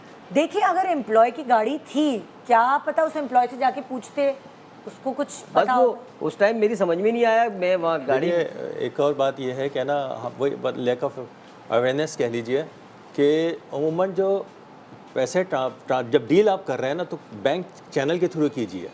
ये सबसे इम्पोर्टेंट और सिक्योर तरीका होता है। आप जब बिजनेस, स्पेशली जब बिजनेस कर रहे हैं, तो आप बैंक चैनल इन्होंने तो आपने बैंक ट्रांसफर नहीं किया ना, नंबर पे भेजा। Exactly number. और ये जैसे जो ये इजी पास और क्या जैज कैश वगैरह होते हैं, ये कह रहे हैं ये नंबर कि पे इस तरह नहीं करनी जी। चाहिए, बैंक ट्रांसफर के थ्रू करें। कोशिश उनको करें आप बैंक करें जिनको चैनल, आप जानते हैं, या जिनको आप जानते हैं, रिलायबल हों, उनके या लिए कोई करें। दुकान वाला है, कपड़े वाला सामने ही बैठा हुआ है, बिल्कुल। उसको हाँ जी, क्योंकि दुकान वालों के पास ज्यादातर यही होते हैं। बिल्कुल। और जब आप इतना बड़ा अमाउंट 3 लाख रुपए दे रहे हैं, तो जाहिर बात उसके लिए तो फिर आपको और बैंक ज़्यादा ट्रांसफर इज मोर ट्रांसफर करना सिक्योर। पड़ेगा। बिल्कुल। सो यहाँ हमने ये देखा कि bank transfer is more secure, क्योंकि अकाउंट भी होगा, पता भी चल जाएगा मनी अकाउंट ट्रेल है बिल्कुल। और आप आपका एक्सेस है वहाँ पर, अपने हेल्पलाइन पे आपका एक्सेस है, आप फौरन वहाँ पे रुकवा सकते हैं सारी पेमेंट्स वगैरह। प्लस जिस शख्स को भेज रहे हैं उसका पूरा डाटा बैंक में मौजूद होगा। इन केस वो आपके साथ फ्रॉड करता है, आप किसी पुलिस के पास, एजेंसी, किसी भी अपनी FIA एजेंसी के पास जा सकते हैं अपने उन पैसों को रिक्लेम करने के लिए, और फिर बैंक में इस पोजीशन में होगा कि आपकी कोई हेल्प कर सके। बट अगर आप किसी अननोन बंदे को किसी फिक्टिशियस नंबर के ऊपर इस अच्छा, तरह मैं से अभी एक भेज रहे हैं। छोटी सी बात, ये अजहर साहब आपको नहीं एक्सप्लेन कर पाएंगे, लेकिन मैं आपको बताता हूँ। इनसे फ्रॉड हुआ 3 लाख रुपए का। FIA जब इस केस को इन्वेस्टिगेट करेगी और मुलजिम पकड़ने जाएगी तो FIA का 5 लाख रुपया खर्चा हो जाएगा, क्योंकि यहाँ से पंजाब उन्होंने जाना है, बाय एयर जाना है, बाय एयर आना है, वहाँ स्टे करना है, फिर खाना है, फिर उस बंदे को ट्रैक करने के लिए 3 दिन 4 दिन अगर उसको स्टे करना पड़ रहा है, तो ये सारा खर्चा है, ये एक्सपेंस है। तो ये बड़ी छोटी सी मैंने आपको बात बताई, अजहर साहब आपको बहुत अच्छे बताएंगे कि इस पूरे पावर प्रैक्टिस के ऊपर पैसे खर्च होते हैं। अब जैसे लाइक मेरी बेटी जब बाहर है तो उसका मोबाइल स्नैच, मतलब लाइक चोरी हो गया, स्नैच नहीं हुआ, और जब हमने वो लोकेशन ढूंढी तो वो दूसरे शहर में था, लेकिन पुलिस कहती है कि हम ये इस मोबाइल की अगर उसमें चक्कर में लग गए पकड़ने चोर को, हमें लोकेशन, पुलिस बेहतर समझेगी आपको वैसे पैसे दे दे। वो कह रहे हैं कि हम मोबाइल की वो नहीं कर सकते क्योंकि हमारा उससे ज्यादा खर्चा हो जाएगा। साफ बोल दिया बिल्कुल ऐसे ही है। उन्होंने। मैंने आपको कहा ना, वो बेहतर ये हमने कहा, अच्छा भाई गया आपने मोबाइल। FIR दर्ज करवाई थी? नहीं, ये पाकिस्तान की बात नहीं मैं कर रही हूँ। आप FIR दर्ज करवाते हैं, आपको FIR दर्ज करवानी चाहिए, फिर तो स्टेट की जिम्मेदारी है, वो कोई भी एक्सपेंस हो वो डेफिनेटली वो बर्दाश्त करें, क्योंकि ये डिपार्टमेंट और ये गवर्नमेंट का काम होता है। इस नहीं तरह ना, से मैं तो उसमें पाकिस्तान की ये बात इस ही नहीं तरह करी, के मैं तो ये उन्होंने साफ लफ्जों में बता दिया कि मोबाइल अगर चोरी होता है तो हम उसका, हमारा कुछ लेना देना नहीं। अच्छा, मुल्क से बाहर की बात साइबर कर रहे क्राइम में FIA साइबर क्राइम में हमने एक प्रोग्राम किया था जी। इसी ऑनलाइन ट्रांजैक्शंस फ्रॉड और सिम्स के खास तौर के ऊपर बड़ा फ्रॉड था, जो मैं आपको बता रहा हूँ। सिलिकॉन लगा के वो सिम्स इशू करते थे। पंजाब से वो ग्रुप पिक हुआ था, बेसिक लोग जो पिक हुए थे, और जब FIA उस गांव में गई थी तो वहाँ पे इलाका पुलिस ने साथ जाने से मना कर दिया था, और वो उस गांव के बाहर पुलिस ने लिख के लगाया भाई ये फ्रॉडियों का गांव है, आगे हमारी जिम्मेदारी नहीं है। वो पूरा गांव के बारे में पुलिस ने वाज़े तौर के ऊपर जगह जगह लिख के लगाया था कि इससे आगे फ्रॉडियों का गाँव है, आप लोग जाएंगे तो आप खुद जिम्मेदार होंगे। तो आप इमेजिन ये जो गाँव वाली चीज़ आप बता रहे हैं, आपने मुझे ब्रेक के दौरान एक बड़ी इंटरेस्टिंग चीज़ मैं कहूँगी, क्योंकि बड़े टैलेंटेड है माशाल्लाह हमारे लोग। क्या करते हैं वो लड़कियों की आवाज़ बना के, क्या करते हैं ज़रा बताइएगा। बहुत सारे वो इसको बेसिकली हनी ट्रैपिंग कहते हैं इस क्राइम को। इसमें मुख्तलिफ ख़वातीन की आवाज़ में और फेसबुक से और इंस्टा से मुख्तलिफ जो सोशल मीडिया की वेबसाइट्स हैं वहाँ से ख़वातीन की तस्वीरें उठा के ये आईडीज़ भी बना लेते हैं, और उसके बाद इन केस कोई शख्स अगर तस्वीर मांगेगा, ये वाली जो किस्सा, ये ठरकी आदमियों के लिए सुनिएगा ज़रा गौर से। हाँ ना, बेचारे अपनी मेहनत की कमाई इधर उधर लुटा देते हैं और अगवा भी हो जाते हैं जी। तो उसमें वो उनको फ़ोन करते हैं, उनको बहकाते हैं कि मतलब उनसे मिलने के लिए वो आएँ, और जब कोई भी शख्स उनसे तस्वीर मांगते हैं तो उनके पास वो एक मंच मौजूद होता है तस्वीर का ख़वातीन की, तो वो उनको तस्वीर भी भेजते हैं फेक ऑफ कोर्स ख़वातीन बन के, और वो जब उनसे मिलने के लिए किसी भी ऐसे इलाके में जाते हैं तो वो अगवा भी हो जाते हैं। और फिर जब अगवा हो जाते हैं तो उनके घर वालों को बड़ी परेशानी होती है और फिर वो तावान मांगते हैं वहाँ। जी। और इसमें सबसे बड़ा मसला ये होता है कि इसमें फिर वो एक सोशल एलिमेंट आ जाता है कि वो शर्म के मारे पुलिस को भी नहीं बताते, ना आसपास अपने किसी शख्स को बताते हैं। उनकी कोशिश होती है कि वो किसी तरीके से डायरेक्ट रब्ता करके अपने बंदे को छुड़वा लें, जिससे उनको पैसा देना पड़े या कोई ऐसी घर का सामान बेच के या कोई भी ऐसी कीमती चीज़ बेच के। और इसमें अच्छे खासे पढ़े लिखे लोग भी इसमें बेचारे शिकार हो जाते हैं। और जब पुलिस के पास ऐसी चीज़ आती है तो डेफिनेटली पुलिस एक्शन लेती है और उनकी बाजियाबी के लिए पूरी कोशिश करती है। ऐसे कई केसेस मैंने खुद भी डील किए हैं जिसमें हम कुछ लोगों को रिकवर करते थे। जब हम उनसे इंटेरोगेट करते थे, पूछते थे कि आप ऐसे क्यों गए थे, तो उनके पास एक जवाब होता था कि बस उनसे गलती हो गई है और वो उसके इश्क में मुब्तला हो गए थे, वो चले गए। तो ये चीज़ें जो होती हैं वो अल्टीमेटली अच्छा। फिर हनी ट्रैपिंग का सिर्फ ये एलिमेंट नहीं है, एक और एलिमेंट भी है। जैसे कि इनके साथ हनी ट्रैप हुआ है। हनी ट्रैप का मतलब ये है कि एक चीज़ जो इन्होंने कहा कि 25 लाख रुपए की और इनको 20 लाख रुपए की मिल रही है, वो अंडर प्राइस शो करके कि आप मतलब शुक्र है इनको बुलाया नहीं किसी भी ऐसे एरिया में कि आए आके यहाँ से गाड़ी ले जाएं। ये तो चलो 3 लाख में इनकी बचत हो गई। फिर अगर ये ऐसी कोई भी चीज़ लेने के लिए किसी ऐसी जगह पे चले जाएं और तो इसमें वो एहतियात करनी चाहिए। आप ये देखें कि एक चीज़ की वैल्यू अगर लेट से 50 लाख रुपए और वो आपको कोई 10 लाख रुपए की दे रहा है तो इसमें कुछ ना कुछ होता है। और वो शख्स सामने भी नहीं आ रहा, फ़ोन पे आपसे फेक नंबर से और फिर गलत आईडी से आपसे रब्ता कर रहा है। तो ये वो हनी ट्रैपिंग की वो सूरत हाल है जिसको आपको अवेयर होना चाहिए। आपके थ्रू मैं पब्लिक को मैसेज देना चाहूँगा कि इस तरह के किसी भी हैक में ना आए। कोई भी इस तरह के एलिमेंट्स जो कि आपको अपनी महंगी प्रॉपर्टी, चाहे वो ज़मीन है, चाहे वो गाड़ियाँ हैं या वो घड़ियाँ हैं, ट्रैक्टर होते हैं। जी जी, फॉर दैट मैटर हमारा एक बहुत बड़ा एग्रीकल्चर सेटअप है। हमारी जो सोसाइटी है उसके अंदर ये एग्रीकल्चर का एक बहुत बड़ा हाथ है। तो वो ऐसे कई केसेस हमारे पास थे जिसमें वो ट्रैक्टर बताएंगे 2 लाख रुपए का बेच रहे हैं और मैं दुबई जा रहा हूँ या सऊदीया शिफ्ट हो गई या मुझे वहाँ जॉब मिल गई है। तो कुछ और लोग होते हैं उनको पता है ट्रैक्टर महंगी एक चीज़ है, कमोडिटी है, तो वो उसको ख़रीदने के लिए जाते हैं और वो भी इस तरह की चीज़ों का शिकार हो जाते हैं। तो इस तरह के एलिमेंट्स में awareness is the first thing. अपनी इंफॉर्मेशन किसी को देना, अपने पैसे किसी को ट्रांसफ़र करना, किसी से इस तरह से डेटिंग के हिसाब से मिलने जाना, किसी की फेक आईडी से बिलीव करना, ये इस चीज़ से बचें। वो फिर नेक्स्ट स्टेज आ जाती है कि फिर आप पुलिस के पास जाएंगे या फिर आप अपने किसी मीडिया के दोस्त के पास जाएंगे हेल्प लेने के लिए। इस पे एहतियात इज़ द फर्स्ट थिंग। जितना आप एहतियात करेंगे उतना आप इस तरह की चीज़ों से, क्योंकि फिर वही बेचारा जो डसा होता है वो कहता है अल्लाह मैं कितने चक्कर लगाऊं, क्या करूं। ये जो अजहर साहब बात कर रहे हैं हनी ट्रैप का, ये सिंध का सबसे बड़ा मसला है इस टाइम के ऊपर। अच्छा। और कश्मीर, पंजाब के कुछ जिले, पंजाब का जो सादकाबाद का सारा हमारा बॉर्डर लगता है, राजनपुर सादकाबाद, ये सारा बॉर्डर बड़ा इस टाइम पे डिस्टर्ब है। सादकाबाद, कश्मीर, घोटकी, शिकारपुर, सक्खर का कुछ एरिया, ये जो हमारे बॉर्डर्स एरियाज़ हैं इधर, ये सबसे बड़ा इशू है। और सिंध पुलिस का इस टाइम पे और रेंजर्स का ऑपरेशन भी इसी वजह से चल रहा है। लेकिन अमूमी तौर के ऊपर वो कच्चे का इलाका होता है, वो नाकाम हो जाता है और ये सालों से प्रैक्टिस है।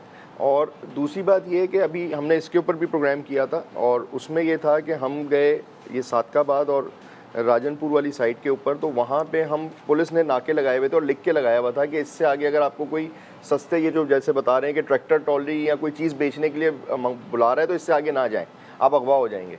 लेकिन वहाँ पे हमने ऐसे भी लोग देखे जो हमारी कैमरे की मौजूदगी में जिद कर रहे थे कि पुलिस हमें सस्ती चीज़ खरीदने से रोक रही है, हमें आगे जाना है।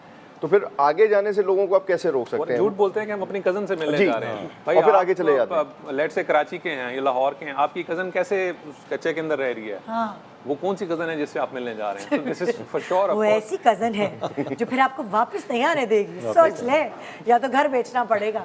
जी समीर हमारे पास यहाँ बैठे हैं। और समीर, तुम किस चीज़ से डसे हो भाई? अस्सलाम वालेकुम। ठीक है आप? मैं ठीक हूँ, आप सुनाएं, आप ठीक है? मैं तो बस डस चुका हूँ। आपके साथ क्या हुआ? मेरे साथ सोशल मीडिया पे स्कैम हुआ था। स्कैम ये था कि मैंने ऑनलाइन ट्रेडर, एक प्लेटफॉर्म था, वो आईडी को फॉलो किया होता है इंस्टाग्राम पे। तो मैं इनकी रोज़ स्टोरीज देखने को मिलती थी। अच्छा, वो ना स्क्रीनशॉट्स लगाते थे कि आज हमने इस बंदे को इतना प्रॉफिट दिया, इस बंदे को इतना प्रॉफिट दिया, इस बंदे को। अब क्योंकि इंटरेस्ट तो था, मैंने उनको फॉलो किया हुआ था, तो जो ना रोज़ मैं वो जो ई कॉमर्स वगैरह वाले होते हैं ऐसे। अच्छा, कि उनकी हमारी वजह से, हमारे प्लेटफॉर्म की वजह से उसने इतने कमा लिए, इतने कमा लिए। अच्छा। बिल्कुल एग्जैक्ट। तो ना फिर अच्छा, उनका ना एक रूल था कि सबसे कम आप $100 इन्वेस्ट कर सकते हैं। अच्छा। तो $100 पे वो कह रहे थे हम आपको $20 प्रॉफिट देंगे अगले 24 घंटों में।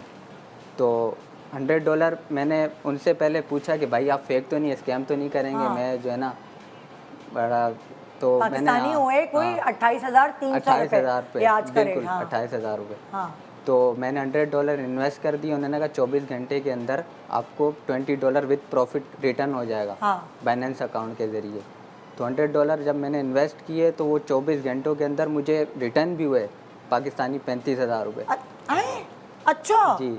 उसके बाद 4 से 5 दिन और मैं इनकी स्टोरी देखता रहा, मुझे इंटरेस्ट पैदा हो गया। मैंने इससे अच्छा तो कोई काम ही तो नहीं है। और जबरदस्त। तो इससे मैंने कहा इससे अच्छा तो कोई काम ही नहीं है। अच्छा फिर वो ना उस दिन करने जा रहे थे $500 का इन्वेस्टमेंट कि अगर आप $500 इन्वेस्ट करेंगे यानी पाकिस्तानी 1,40,000 रुपये, तो हम आपको $100 प्रॉफिट देंगे अगले 24 घंटों के दौरान। तो मैंने कुछ पैसे उधार पकड़े कज़न वगैरह से, कुछ मेरे पास थे, तो 1,40,000 रुपये मैंने उनको बाइनेंस अकाउंट के थ्रू जो है ना सेंड कर दिया। तो कहा 24 घंटों में आपका प्रॉमिस आपका ये आ जाएगा, क्योंकि यकीन तो आ गया था, पहले $20 प्रॉफिट मिल चुका था मुझे। तो मैंने इन्वेस्ट कर दिए। 22 से 23 घंटे तक वो बंदा मुझसे राब्ते में था। जैसे ही 24 घंटे गुजरे, मतलब भाई अभी तक प्रॉफिट नहीं मेरे पास आया, ना मुझे कोई मैसेज रिसीव हुआ। जैसे ही मेरे मैसेज करने की देर थी ना, मैं ब्लॉक हो चुका था। बेटा ये गैम्बल है, गैम्बल मजा आता है। बहुत बड़ा ओह स्कैम हो गया। $20 और तुमने कितने उधारों वाले पैसे जो हैं वो कितना अरसा लगा चुकाने में तुम्हें? तकरीबन एक कमेटी मेरी पूरी चली गई। अच्छा देखिए, मैं थोड़ा सा इनको बताऊं, ये एक ब्रेक के बाद बताते हैं, अभी थोड़ा दुख तो कर लें बेचारे के 1,40,000 गए, है ना। एक दुख नहीं, एक ब्रेक के बाद वापस आते हैं।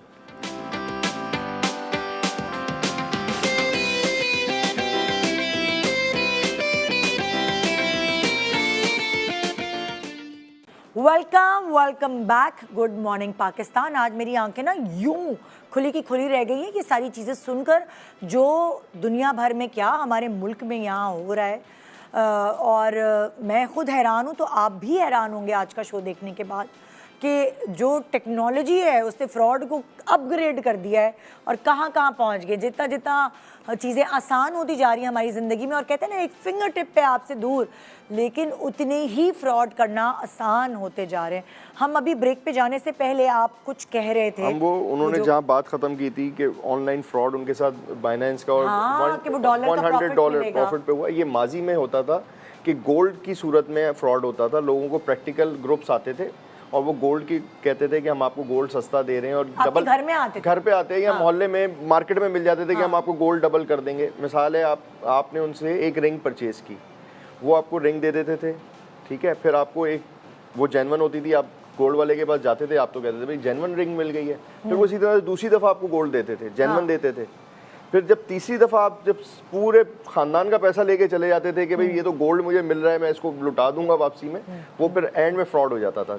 तो इसी तरह से अब वो फ्रॉड तब्दील हुआ ऑनलाइन में। उन्होंने फेसबुक के ऊपर, इंस्टाग्राम्स के ऊपर पेजेस बनाए, वहाँ पे उन्होंने दिखाया कि इस तरह से हम आपको प्रॉफिट देंगे। लोगों ने कहा अच्छा $100 की क्या है, मतलब 25-30 हज़ार रुपये हैं, रिस्क ले लेते हैं। अच्छा 25-30 हज़ार रुपये के रिस्क से बात शुरू होती है, फिर वो उनको अपनी तरफ खींचते हैं प्रॉफिट दे के। फिर वो बंदा कहता है नहीं यार ये तो प्रॉफिट दे रहा है, आईडी भी जेन्युइन आदमी है, ये तो बाहर बिजनेस कर रहा होगा, वो बहुत बड़ा आदमी होगा। फिर वो उठा के जैसे इन्होंने 1.5-2 लाख रुपए दे दिए, ऐसे उसने एक साथ, अगर मिसाल ले लें कि इन्होंने 1.5 लाख रुपए दिए और उसने पाकिस्तान से सिर्फ 1,000 लोगों को टारगेट किया और 1,000 लोगों ने 1 लाख रुपए ट्रांसफ़र किए, तो 1 करोड़ रुपए से ज़ायद वो रकम ले गया एक आदमी। तो एक छोटी सी सिंपल सा फॉर्मूला, कितना पैसा बना लिया फ्रॉड के थ्रू। अच्छा मेरे पास जो इस वक्त यहाँ पे केस है ना, वो वही वाली बात है कि इंटरनेशनली भी ट्रैप किया जा रहा है। जैसे कि इसको बकौल इसके कि मतलब लाइक कि वो डॉलर का ख्वाब दिखाए। अब पता नहीं वो जो फ्रॉड वाला था वो इधर बैठा हुआ था या वो उधर बैठा हुआ था, लेकिन जो मेरे साथ इस वक्त साहब बैठे हैं, फारूक साहब, ये भी डसे जा चुके हैं और ये किस तरह इनके साथ स्कैम हुआ है, आइए इनसे जानते हैं। जी अस्सलाम वालेकुम फारूक साहब। वालेकुम सलाम। क्या हुआ था आपके साथ? मेरे साथ ऐसा हुआ कि मुझे एक फ़ोन कॉल आती है जी। अच्छा, नंबर जो था अब्रॉड का था, बाहर का नंबर आ रहा था लिखा हुआ। जी। और वो जो साहब बात कर रहे थे उनका लबो लहजा भी बिल्कुल अंग्रेज़ों की तरह से। ओके, बात उर्दू में कर रहे थे लेकिन नहीं, इंग्लिश में कर रहे थे। अच्छा, बात इंग्लिश में कर रहे और थे। मुझे भी इंग्लिश आती है। अच्छा, तो मैं समझ रहा था क्योंकि मैं इंग्लैंड रहा हूँ, तो मुझे पता था। तो मैं पहचानता हूँ लबो लहजा। जी। तो मेरी बातचीत हुई उनसे, तो उन्होंने कहा जी वो आपका जो है $1 लाख का, $1 लाख पाउंड का आपका इनाम निकला है अच्छा और हमें जो है वो आपकी कुछ तफसीलात चाहिए और उसके बाद हम आपको ऑफिशियल एक लेटर भेजेंगे ओके और आप अपना ईमेल वगैरह दे दीजिए। मैंने अपने को-वाइफ उन्हें दे दिए। हाँ उसके बाद जो है वो उन्होंने मुझे एक अपने लेटर पैड पर अपने ईमेल लेटर भेज हेड दी। पर जिस जो जी, उनका लोगो था उसका उसके ऊपर तो उन्होंने उस पर एक ईमेल आई ठीक है कि हम जो है वो पाकिस्तान में एक प्रोग्राम कर रहे हैं और एक सेमिनार होगा जिसमें हम अपने हाथों से जिन जिन लोगों के इनामात निकले हैं उनको इनामात देंगे। अच्छा तो आप वहाँ पर तशरीफ़ ले आइएगा और हमारा जो है वो एक डेलीगेशन पाकिस्तान आ रहा है तो चंद दिनों में हम आपको इत्तला कर देंगे। ओके मैंने कहा ठीक है और फिर वो कुछ दिनों बाद उनकी ईमेल भी आ गई। मैंने पढ़ा, मैं मुतमईन हो गया। ओके अच्छा, फिर उसके बाद एक दो दिन वो मुझसे बातचीत भी करते रहे और इत्मीनान दिलाते रहे और फिर उन्होंने कहा कि भी ऐसा है कि हम पाकिस्तान आ रहे हैं। ओके। ठीक है। फिर चंद दिनों बाद उनका टेलीफोन दोबारा आता है कि जी वो हमारा कुछ प्रोग्राम ऐसा था कि जिसकी वजह से हम लेट हो गए, लिहाजा हम चंद दिनों बाद आएंगे। तो आपसे ठीक है। कनेक्टेड रहे वो उतने जी दिन? हाँ, वो कनेक्टेड रहे। फिर क्या हुआ?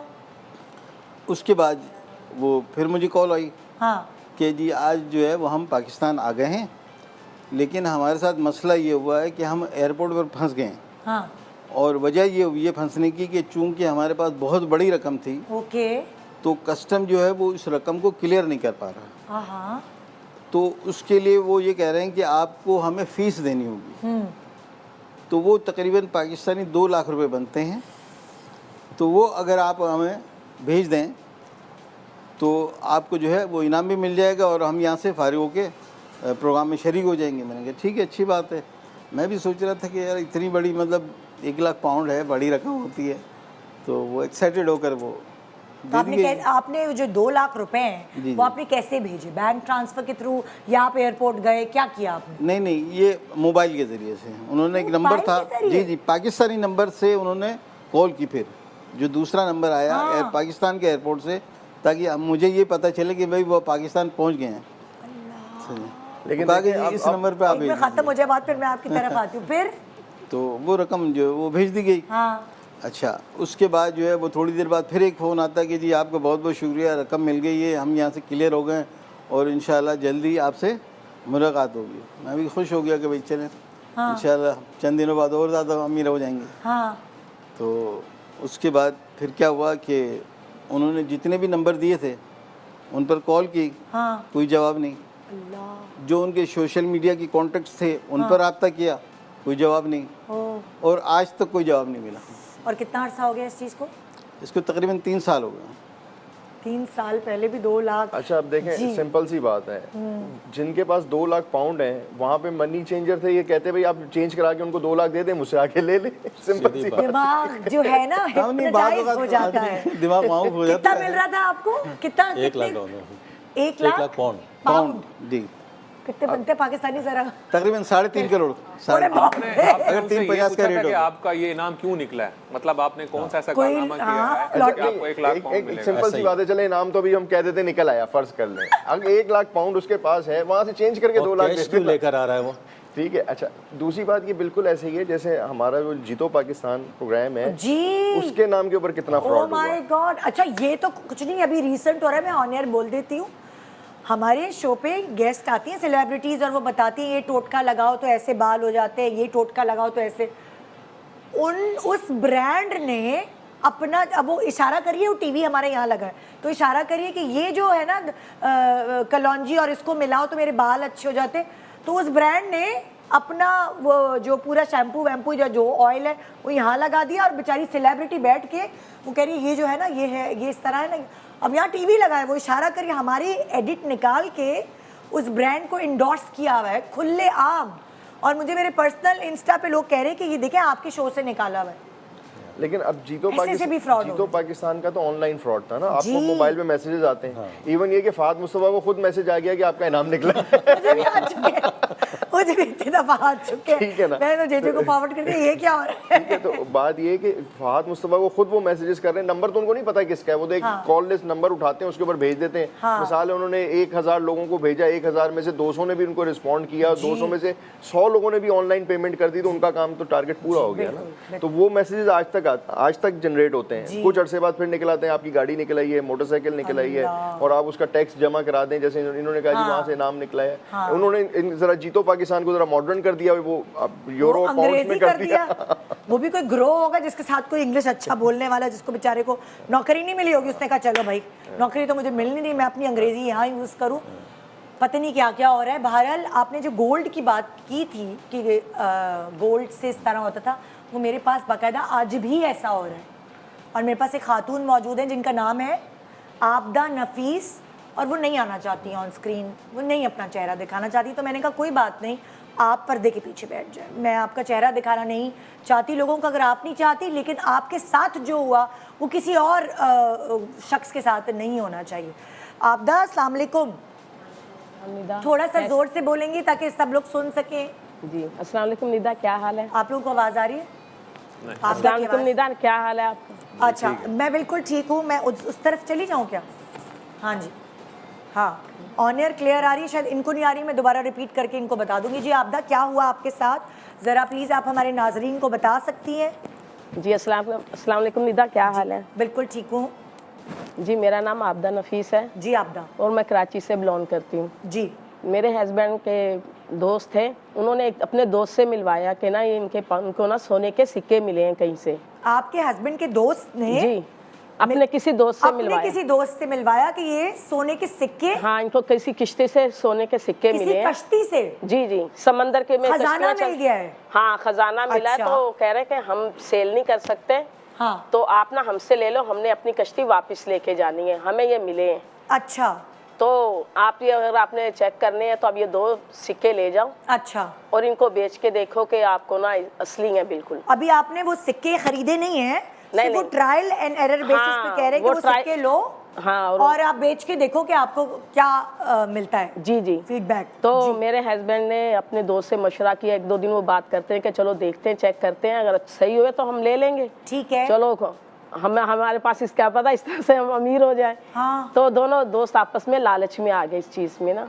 तो घर वालों से कोई बातचीत नहीं की, आपस में ही बात करते, और एक दिन जाके उनसे वो बिस्किट ले आए कि बिस्किट थे या सोने के सिक्के थे। वो उन्होंने जब ज्वेलर को दिखाया, हाँ, वो जेन्युइन थे, वो असली निकले। ओके, हाँ, वो 20-20 हजार के शायद बिके।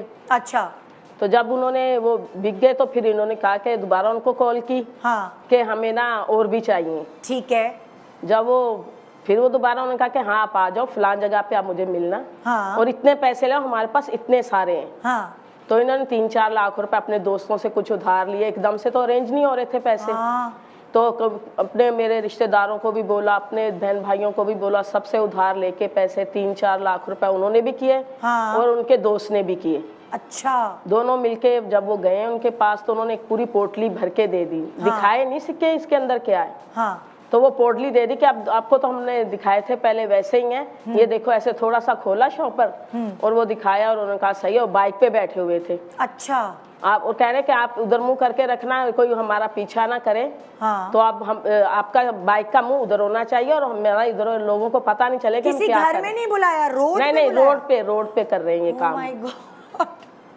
और कह रहे कि किसी को पता नहीं चलना चाहिए कि हम क्या कर रहे हैं। अच्छा, तो इस तरह से उन्होंने पैसे पकड़ा दिए उनको, ऐसे पूरा बंडल पैसों का। हाँ, इनके दोस्त ने जाके फिर, और उन्होंने वो शॉपर दे दिया इनको, पता नहीं पोटली में थे किस में थे वो सिक्के, और फिर वो नकली निकले। हाँ, वो घर जब लेकर आए हैं तो घर आके उन्होंने देखा है।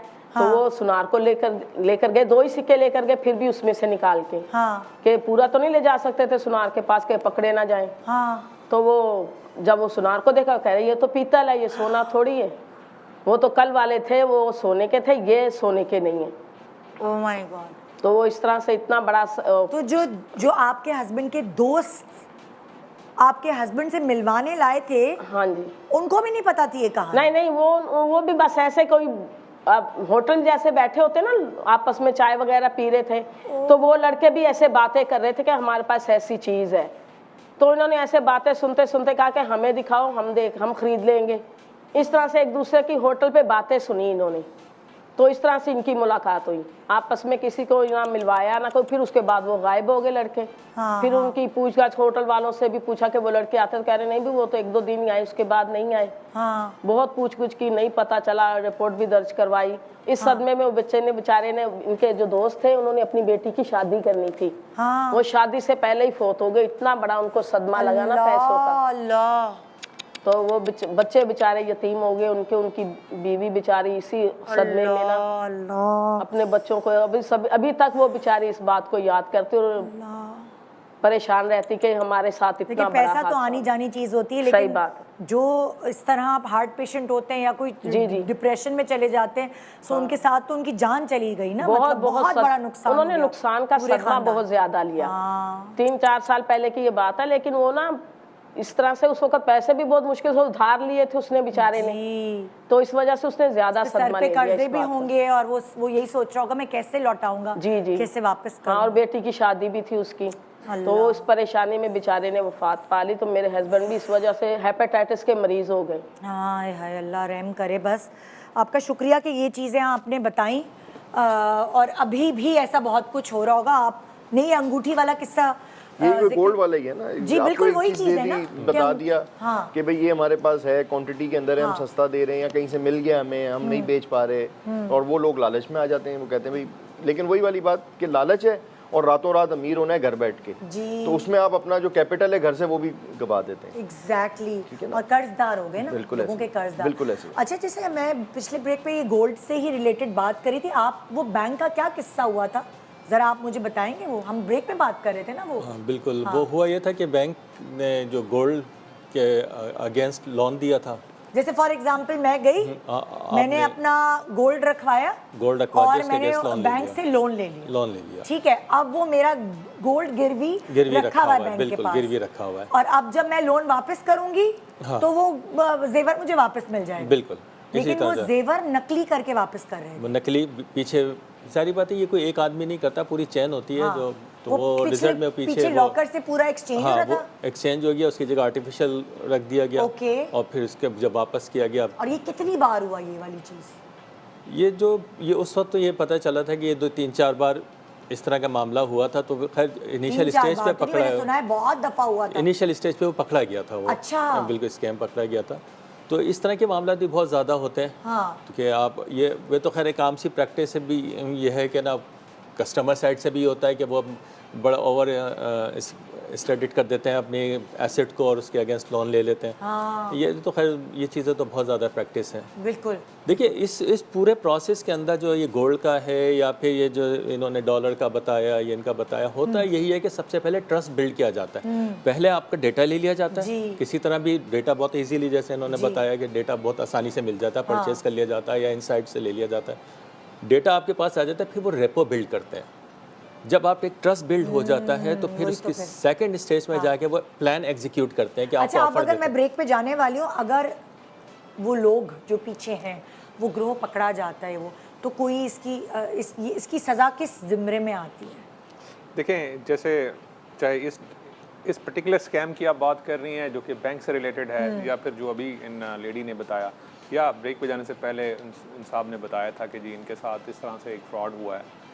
जैसे हमने इससे पहले बात की थी कि ये पर्टिकुलर वो क्राइम्स हैं कि जिनके ऊपर पूरा क्राइम है, जिनके ऊपर पूरा काम किया जाता है, और इस तरह के ग्रोह जो होते हैं उनको हम साइबर लॉज में उनको फिर ट्राई करते हैं, उनके ऊपर पाकिस्तान पिनल कोड के भी लॉज लगते हैं, और ये फाइनेंशियल फ्रॉड 3 से 10 साल तक की इनको सज़ाएँ हमारे कानून में मौजूद हैं। जब ये पकड़े जाते हैं, इनकी प्रॉपर्ली प्रोसिक्यूशन की जाती है, और फिर इनके ख़िलाफ़ सबसे अहम चीज़ ये है कि जब कोई पैसे उनको फॉरवर्ड कर रहा है तो वो अपने पास पूरे सबूत रखे, क्योंकि इस तरह के लॉज में फिर जब असल में इदारों को, जहाँ पे इन्वेस्टिगेटर्स को जहाँ पे प्रॉब्लम आती है कि आपने अपने उन तमाम लीड्स को सिक्योर रखना है कि आपने वो पैसे कैसे भेजे थे, क्योंकि अगर किसी ग्रोह को पकड़ा जाता है तो फिर वहाँ पे एविडेंस वीक नहीं होने चाहिए। तो इसमें फिर आपके तवस्सुल से मैं ये भी बताना चाहूँगा, अगर कोई खुदा न खास्ता फिर भी, क्योंकि बार बार बताने के बावजूद, जैसे अभी ये साहब बैठे हुए हैं, इन्होंने भी बताया कि 2 लाख रुपए इन्होंने भेजे थे, तो इस तरह की कोई भी ट्रांजैक्शन जितने मुमकिन हो सकता है कोई तो कोई सबूत, कॉरेस्पॉन्डेंस का कोई रिकॉर्ड रख लें,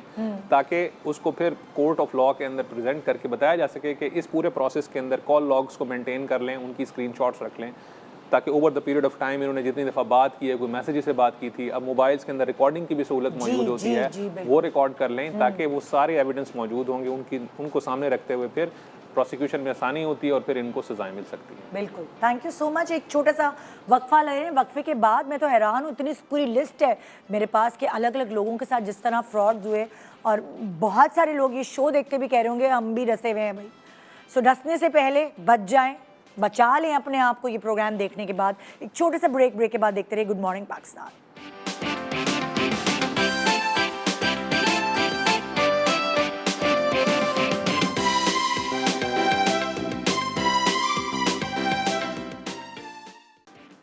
welcome back, good morning Pakistan. इस शो के थ्रू और बहुत सारे स्कैम्स नज़र आ रहे हैं जो हो रहे हैं और जो शायद हमारे साथ नहीं हुए लेकिन आपके साथ या आपके किसी जानने वाले के साथ हो सकते हैं। एक स्कैम जो मेरे अब्बू के साथ बाकायदा हुआ था कि उनको फ़ोन आता है और उनको कहा जाता है फलाना थाने में आपके बेटे को हमने पकड़ के रखा हुआ है और अगर आपको उसको छुड़वाना है तो आप इस एड्रेस पे पहुँचें, और फिर वो उस तरह एड्रेस पे बुलाते हैं और शायद अगवा कर लेते हैं। इस तरह के सिनेरियो हो रहे हैं। लेकिन इस वक्त जो मेरे साथ एक केस है वो नहीं अपना चेहरा दिखाना चाहते और इसी तरह मैंने उनको फोर्स नहीं किया। पर्दे के पीछे बैठे एक साहब, उनके साथ क्या हुआ है आइए मैं आपको सुनवाती हूँ। जी सफदर साहब, अस्सलाम वालेकुम। जी जी सफदर साहब थोड़ा सा जोर से बोलिएगा ताकि जी वालेकुम अस्सलाम। जी सफदर साहब, आपको क्या हुआ, आपको किस तरह का फ़ोन आया? जी दरअसल मेरे साथ ऐसा हुआ कि मेरे एक नंबर पे नो नंबर से कॉल आती है और मैं जो है वो कॉल रिसीव करता हूँ तो एक शख्स मुझे मेरे ही इलाके का पुलिस वाला ज़ाहिर करता है अपने आप को। ठीक है। तो मैंने जी बोलिए। वो मुझे कहता है कि हमने अभी 4 लड़कों को गिरफ़्तार किया है, जिनमें से 3 जो हैं वो उनकी FIR हो गई है लड़कों की और एक की नहीं हुई है जो कि आपका बेटा है। तो मैं बड़ा शॉकली हो गया। मैंने बोला मेरा बेटा, मतलब भाई उसने क्या किया है और आपने क्यों उसको गिरफ़्तार किया? बोला वो ये सब मैं आपको बाद में बताऊँगा। अच्छा, मेरा जो बेटा है वो मुझे बता कर गया था कि बाबा मैं अपने दोस्तों के साथ जा रहा हूँ। हाँ। तो मुझे भी ऐसा लगा कि खुदा ना खास्ता कोई ऐसा मामला ना हो गया हो, कोई गलती ना हो गई हो गलती बच्चे ना से। हो गई हो कि जो ये पुलिस वाले ने उसको गिरफ्तार कर लिया। तो खैर मैंने बोला आप बोलें कि क्या मसला है? तो कहने लगा अभी इसकी जो है वो FIR नहीं हुई है, तो आप ऐसा करें कि SHO जो है वो राउंड पर है और मैं एक थाने का हेड मॉरर बात कर रहा हूँ, तो आप मेरे नंबर पे अगर 1 लाख रुपए ट्रांसफ़र करें तो मैं जो है वो आपका मामला संभाल लूँगा। तो जाहिर सी बात है मेरा बच्चा था, मैं क्या नहीं करता। तो मैंने बोला ठीक है मैं आपको करता हूँ। और ये सब घर में फैल चुकी थी बात, तो रोना पीटना मच चुका था। तो मैंने लाइन काटी और मैंने पहले अपने बेटे को कॉल की। तो मेरे बेटे का नंबर बन जा रहा था, मैं और मज़ीद परेशान हो गया। फिर मैं उस नंबर पर दोबारा फ़ोन करता हूँ, बोला भाई आप मैं कैसे मान लूँ कि मेरा बेटा आपके पास है? तो वो मुझे कहता ठीक है मैं आपकी बात करा देता हूँ। तो वो मेरी बात कराता है तो ज़ोर ज़ोर से रोने की वहाँ आवाज़ें आती हैं, चीख पुकार हो रही होती है। तो मैं परेशान हो जाता हूँ, मुझे बिल्कुल ऐसा लगा कि मेरा बेटा ही है। बोला भाई उसको मारो नहीं आप ठीक है मैं आपको पैसे ट्रांसफ़र कर रहा हूँ। और मैंने उसको मनी ट्रांजेक्शन के ज़रिए 1 लाख रुपए ट्रांसफ़र कर दिए। और वही मोबाइल नंबर पे ट्रांसफ़र किए? जी बिल्कुल ऐसे ही है। मैंने उसको मोबाइल नंबर पे ट्रांसफ़र कर दिए। अब जो है वो ट्रांसफ़र करता हूँ तो वो कहता है 1 मिनट SHO आ गए और वो लाइन काट देता है। हाँ। तो मैं परेशान होकर दोबारा उसको फ़ोन करता हूँ, जी भाई बोले। तो अब कोई और शख्स मुझसे बात कर रहा है कि भाई वो आपने अभी 1 लाख रुपये ट्रांसफ़र किए लेकिन जो हमारे SHO साहब हैं वो बोल रहे हैं कि आप मज़ीद 3 लाख रुपये जो है वो और ट्रांसफ़र करें तो हम इसको छोड़ेंगे वरना इसकी FIR कर रहे हैं। तो मेरे बच्चे मेरी बेगम एक रोना पीटना करके अंदर कोराम मच गया था। तो उन्होंने बोला जैसा ये बोल रहे हैं अभी आप वैसा कर दें। तो मैं उनको इस दौरान पैसे ट्रांसफ़र कर रहा हूँ और मज़ीद वो स्टोरी जो है लंबी होती आ रही है, किसी ना किसी की वो एंट्री करवाने में लगे हुए। तो बस वो एकदम से अचानक वो मेरी बेटी के दिमाग में आता है कि वो मेरे बेटे का मुसलसल नंबर ट्राई करने में लगी हुई थी, तो वो अचानक उसका नंबर लग गया। तो नंबर लगा तो उसने बात करी कि भाई तुम कहाँ हो? तो वो मुझे कहने लगा यार मैं तो अपने दोस्तों के साथ हूँ, बाहर हूँ, क्या हुआ? तो माय गॉड। बस वो इतनी मेरी उसने बेटी ने बात करी उधर से, वो मैंने ट्रांसफ़र किए पैसे और वो नंबर ब्लॉक हो गया। तो इस दौरान जो है वो मेरे पास से 4 लाख 5 लाख के करीब जो है वो मैं मनी ट्रांजेक्शन कर चुका था उस नंबर के ऊपर। तो ये सिलसिला मेरे साथ एक पेश आया। Oh my God, thank you so much कि आपने हमें ये बताया, क्योंकि यही चीज़ पता नहीं कितने लोगों के साथ और हो सकती है और हो चुकी होगी। मेरे अब्बू को तो जो फ़ोन आया था, मेरा भाई बराबर में ही उनके सो रहा था इत्तेफाक से, और क्योंकि मेरे अब्बा रेडियो वेडियो में भी रह चुके हैं तो उन्होंने तो एक्टिंग की कि अच्छी जी थाने से कॉल है, हम आपके बेटे को नाम लिया मेरे भाई का, हम आपके बेटे को पकड़ के बैठे हुए हैं और उसने फलाना किया है, धमाका किया है। तो मेरे अब्बू ने कहा हाँ हाँ मारो उसे जितना मारना।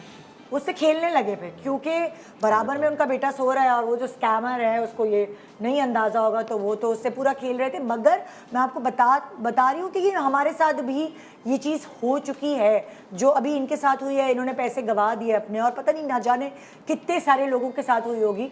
अब एक मासूम जो शहरी है, वो तो बच्चे का नाम सुनते ही वो हवास बाख्ता हो जाता है। वो इनको क्या सवाल करने चाहिए थे एज पुलिस? आप क्या बताएंगे इनको, क्या क्या सवाल करने चाहिए थे? आईडी पूछें, क्या पूछें? वैसे ही घबरा जाते हैं पुलिस का नाम सुन के। देखिए, सबसे पहले तो मैं ये कहना चाहूँगा, ये अफसोसनाक बात है कि इनके पैसों का नुकसान हुआ है, इसमें तो कोई शक नहीं। और स्ट्रेस अलग है। गरीब आदमी, एक शरीफ आदमी, सफ़ेदपोश आदमी, उसको जब ये कॉल आए कि उसके बच्चे को उठा लिया गया, तो उसका रिस्पॉन्स जो हुआ बेचारे ने ये किया। But at the same time आपके प्रोग्राम के तवज्जुह से मैं कहना चाहूँगा कि इस तरह की कोई भी कॉल जो कि आती है कि किसी को पुलिस ने उठा ली, पुलिस का ये तरीक़ाकार नहीं है। अच्छा। अगर किसी को FIR के लिए उठाया गया है, आप उससे डिटेल पूछ सकते हैं, आप थाने पे जाएं, आप कहेंगे मैं थाने पे आना चाह रहा हूँ, मैं देखना चाह रहा हूँ, FIR मतलब उस पर हो रही है, वो पैसे मांग रहे, तो इलीगल एक काम है पड़ा।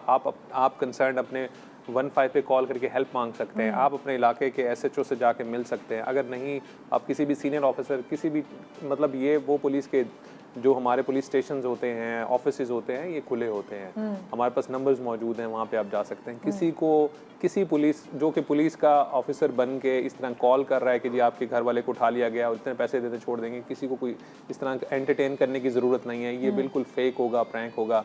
बल्कि हमारी हेल्प करें, हम इस तरह के अनासर को पकड़ेंगे भी सही और उनको सजाएं भी पहुंचाएंगे इंशाल्लाह ताला। कि इस तरह से लोगों के साथ फ्रॉड कर रहे हैं, उनको जहनी अजियत का शिकार कर रहे हैं। कहा, अब रिकॉर्डिंग भी हो सकती है। जी, रिकॉर्डिंग हो सकती है, उनसे सारी चीज़ें भेज सकते हैं। एग्जैक्टली। और जैसे अभी इन्होंने बताया कि वो जब वो कॉल किया, 3-4 दफ़ा कॉल किया अपने बच्चे को, तो फौरी तौर पे उसने फ़ोन उठा लिया कि मैं तो अपने दोस्तों के साथ खेल रहा हूँ। तो इसी तरह से वो अपने बच्चों के दोस्तों को भी कॉल कर सकते हैं टू मेक श्योर कि वो उनके साथ है या नहीं है। ऑफ हो जाता है। एग्जैक्टली। नहीं समझ आती कि इंसान करे तो क्या करे। जी, तो ये जो इस तरह के फ्रॉडी हैं, वो इस तरह की वारदातें, जैसे आपने बताया कि आपके वाले साहब को भी कॉल आई, तो इस तरह की वो हरकतें डेफिनेटली लोग करते रह रहे हैं। अनफॉर्चुनेटली इस तरह के बैड एलिमेंट्स हमारी हर तरह की सोसाइटी में मौजूद होते हैं। तो उनको कंटेन करने का यही तरीका है कि उसमें अपने नर्व्स को ज़रा कंट्रोल रखें, और आप इस चीज़ को मेक श्योर करें कि कोई भी पुलिस ऑफिसर आपको कॉल करके इस तरह कह रहा है, ये पॉसिबल नहीं है, ये फ्रॉड ही होगा। आप फौरी तौर पे आप फॉर दैट मैटर इन्होंने कहा कि इनके थाने का उन्होंने बताया, इलाके के थाने का, और इलाके में थाना ज़्यादा से ज़्यादा चंद सौ गज़ के फासले के पड़ोस से आप जा सकते हैं, देख सकते हैं, वो सारी चीज़ें होती हैं। तो मेरा तो यही मशवरा होगा कि इस तरह की कॉल्स को एंटरटेन ना करें, मेक श्योर करें कि आप बिल्कुल। अच्छा, अब मैं जिस खातून से आपको मिलवाने वाली हूँ, इनके साथ स्कैम नहीं हुआ, लेकिन जाहिर है जब वो जो लोन का सिस्टम होता है बैंक्स में, आप ये कह रहे हैं कि बैंकिंग सर्कल में जो कवानीन की ना होना है, उसकी वजह से इनके साथ ज्यादती होगी। हाँ बिल्कुल।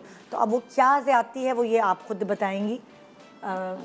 क्या नाम है? फरहाना जी। फरहाना, क्या हुआ आपके साथ? अस्सलाम वालेकुम जी। मैं छोटी मोटी सिलाइयाँ करा करती थी, छोटी मशीन थी मेरे पास। अच्छा। तो महल्ले की सिलाइयाँ करा करती थी। अच्छा। तो किसी फ्रेंड ने मुझे मशवरा दिया कि आप बड़ी मशीन ले लीजिए, बैंक से लोन ले। हाँ। तो एडवाइस उनकी मुझे समझ में आई, तो मैंने इस तरह से एक ऐप डाउनलोड करी। मेरा मतलब है, मैंने इनको कहा जोर से बोले, ये थोड़ी कहा कैसे बोले। ऐप डाउनलोड करी मैंने, और ऐप डाउनलोड में जो है उसमें बैंकिंग का एक मुझे स्टेटमेंट मिला, और उन्होंने कहा कि आपके हम घर पे सर्वे करने आएंगे। अच्छा। वो घर पे सर्वे करने के लिए आए, तो उन्होंने मुझसे बोला कि एक बिल जमा करा दीजिए, और आपको जो है ना ऐसे ऐसे हम चेक दे रहे हैं बना के, ठीक है, आपको 40,000 रुपये मिल जाएंगे। ठीक है। मैं 40,000 लेने के लिए ऑन द कैश करवाने के लिए गई। जब कैश मुझे मिल गया तो मैंने एक मशीन ले ली। फिर उसके बाद उन्होंने 5 दिन बाद मुझे फिर कॉल करी, कहा कि आपको 15 दिन बाद एक किस्त भरनी है। तो मैंने कहा बुक तो मेरे पास है, 15 दिन हो चुके हैं, तो मैंने कहा नहीं सर, मैं अभी थोड़ा सा लेट हो जाऊंगी, मेरे पास अभी इतने पैसे नहीं होंगे। तो कहा ठीक है जी, कोई मसला नहीं, आप ये है कि एक आध दिन में भर दीजिएगा। अच्छा। मैंने कहा ठीक है। एक आध दिन गुजरा, फिर उसके बाद वो गेट पे आ गए। गेट पे आके उन्होंने कहा कि अस्सलाम वालेकुम जी, आपने बैंक से लोन लिया था और इस तरह से आपको ये पैसे भरने हैं। मैंने कहा जी कितने भरने हैं? तो उन्होंने 2% ज़्यादा बताए। तो मैंने कहा इतने तो नहीं हैं।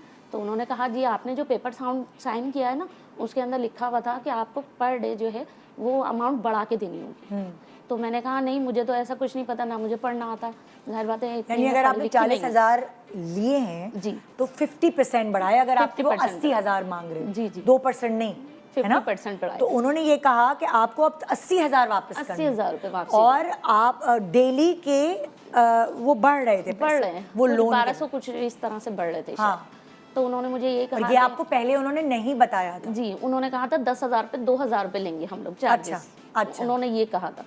तो उसके बाद जो परसेंटेज उनकी बढ़ रही थी वो कुछ ज़्यादा ही थी। यानी उन्होंने आपको गलत बयानी करके लोन दिया? लोन दिया, हाँ। बिल्कुल। अच्छा, एक सवाल मैं ये पूछना चाह रही थी, क्या ये जो बैंक में काम करने वाले जो जिनको ये ड्यूटी दी जाती है, उनको कोई फ़ायदा होता है इस तरह लोन्स देने का? क्या उनकी क्रेडिट पे कुछ आता है जो काम करने वाले लोग होते हैं? टारगेट्स होते हैं बैंक Targets, ये रिलेशन RM कहलाते हैं, तो रिलेशनशिप मैनेजर कहलाते हैं। जी। तो बहरहाल उनको टारगेट्स दिए जाते हैं कि तो आप उनका ये उन्होंने अचीव करने होते हैं कि आपको 15 टारगेट्स इस महीने अचीव करने हैं, 20, तो इसलिए वो बताते नहीं और जल्दी। हाँ, कुछ यहाँ पर इस तरह के भी इश्यूज़ हैं, और कुछ यहाँ पर ये भी है कि जैसे फॉर एग्जांपल इनको तो सारी चीज़ें पढ़नी चाहिए थी, या अच्छा, कम अज़ कम। अब देखिए, मैं एक बात को बात बताऊं, मैं भी ना इतना लंबा जो होता है ना, मैं भी नहीं पढ़ सकती। हाँ। जबकि मैं अच्छी खासी पढ़ी लिखी हूँ, मगर मैं भी कहती हूँ अल्लाह ये इतना सारा कौन। तो जो बैंक का नुमाइंदा आया होता है वो मुझे बता रहा होता है ये है, इसका मतलब ये है, इसका मतलब ये है। हम तो जल्दी सब करते हैं, मेरे ख्याल से हम सारी लोग। तो फिर ये जो लोग हैं जो नहीं जो पढ़ सकते या इतना नहीं, तो वो उनको क्या करना चाहिए? देखिए, प्रिकॉशनरी तो यही है कि भाई आप जो है ना किसी से पढ़वा लें। ओके, सही है। जो आपके इर्द गिर्द का करीबी है बंदा, और जिसको आपको मास्टर साहब होते हैं हर मोहल्ले में, या कोई ऐसी ट्यूशन पढ़ाने वाली आंटी होती हैं, उनसे पढ़ा लेना चाहिए। बिल्कुल, किसी से पढ़ा लें। देखिए आप सिग्नेचर आपके ना बहुत वैल्यू है। क्यों नहीं होता सर? वो अचानक घर में आए और घर में आके तो आगे पेपर रख दिए और उन्होंने कहा कि 40,000 कैश चाहिए आपको। जी हाँ, मैं आपके साथ तो जो हो गया, लेकिन मैं सारी खवातीन या जो भी इस तरह के छोटे मोटे लोन लेते हैं और जिनके लिए ये बहुत बड़ा लोन होता है, उनको जब आप जोड़ा भी खरीद रहे होते हैं 3,000 रुपए का, तब भी वो इतने सवालात करते हैं एक जोड़े के लिए, 3,000 के जोड़े के लिए। तो ये तो आप 40,000 ले रही हैं लोन, जो लोगों के 2-2 महीने की तनख्वाहें होती हैं, है ना?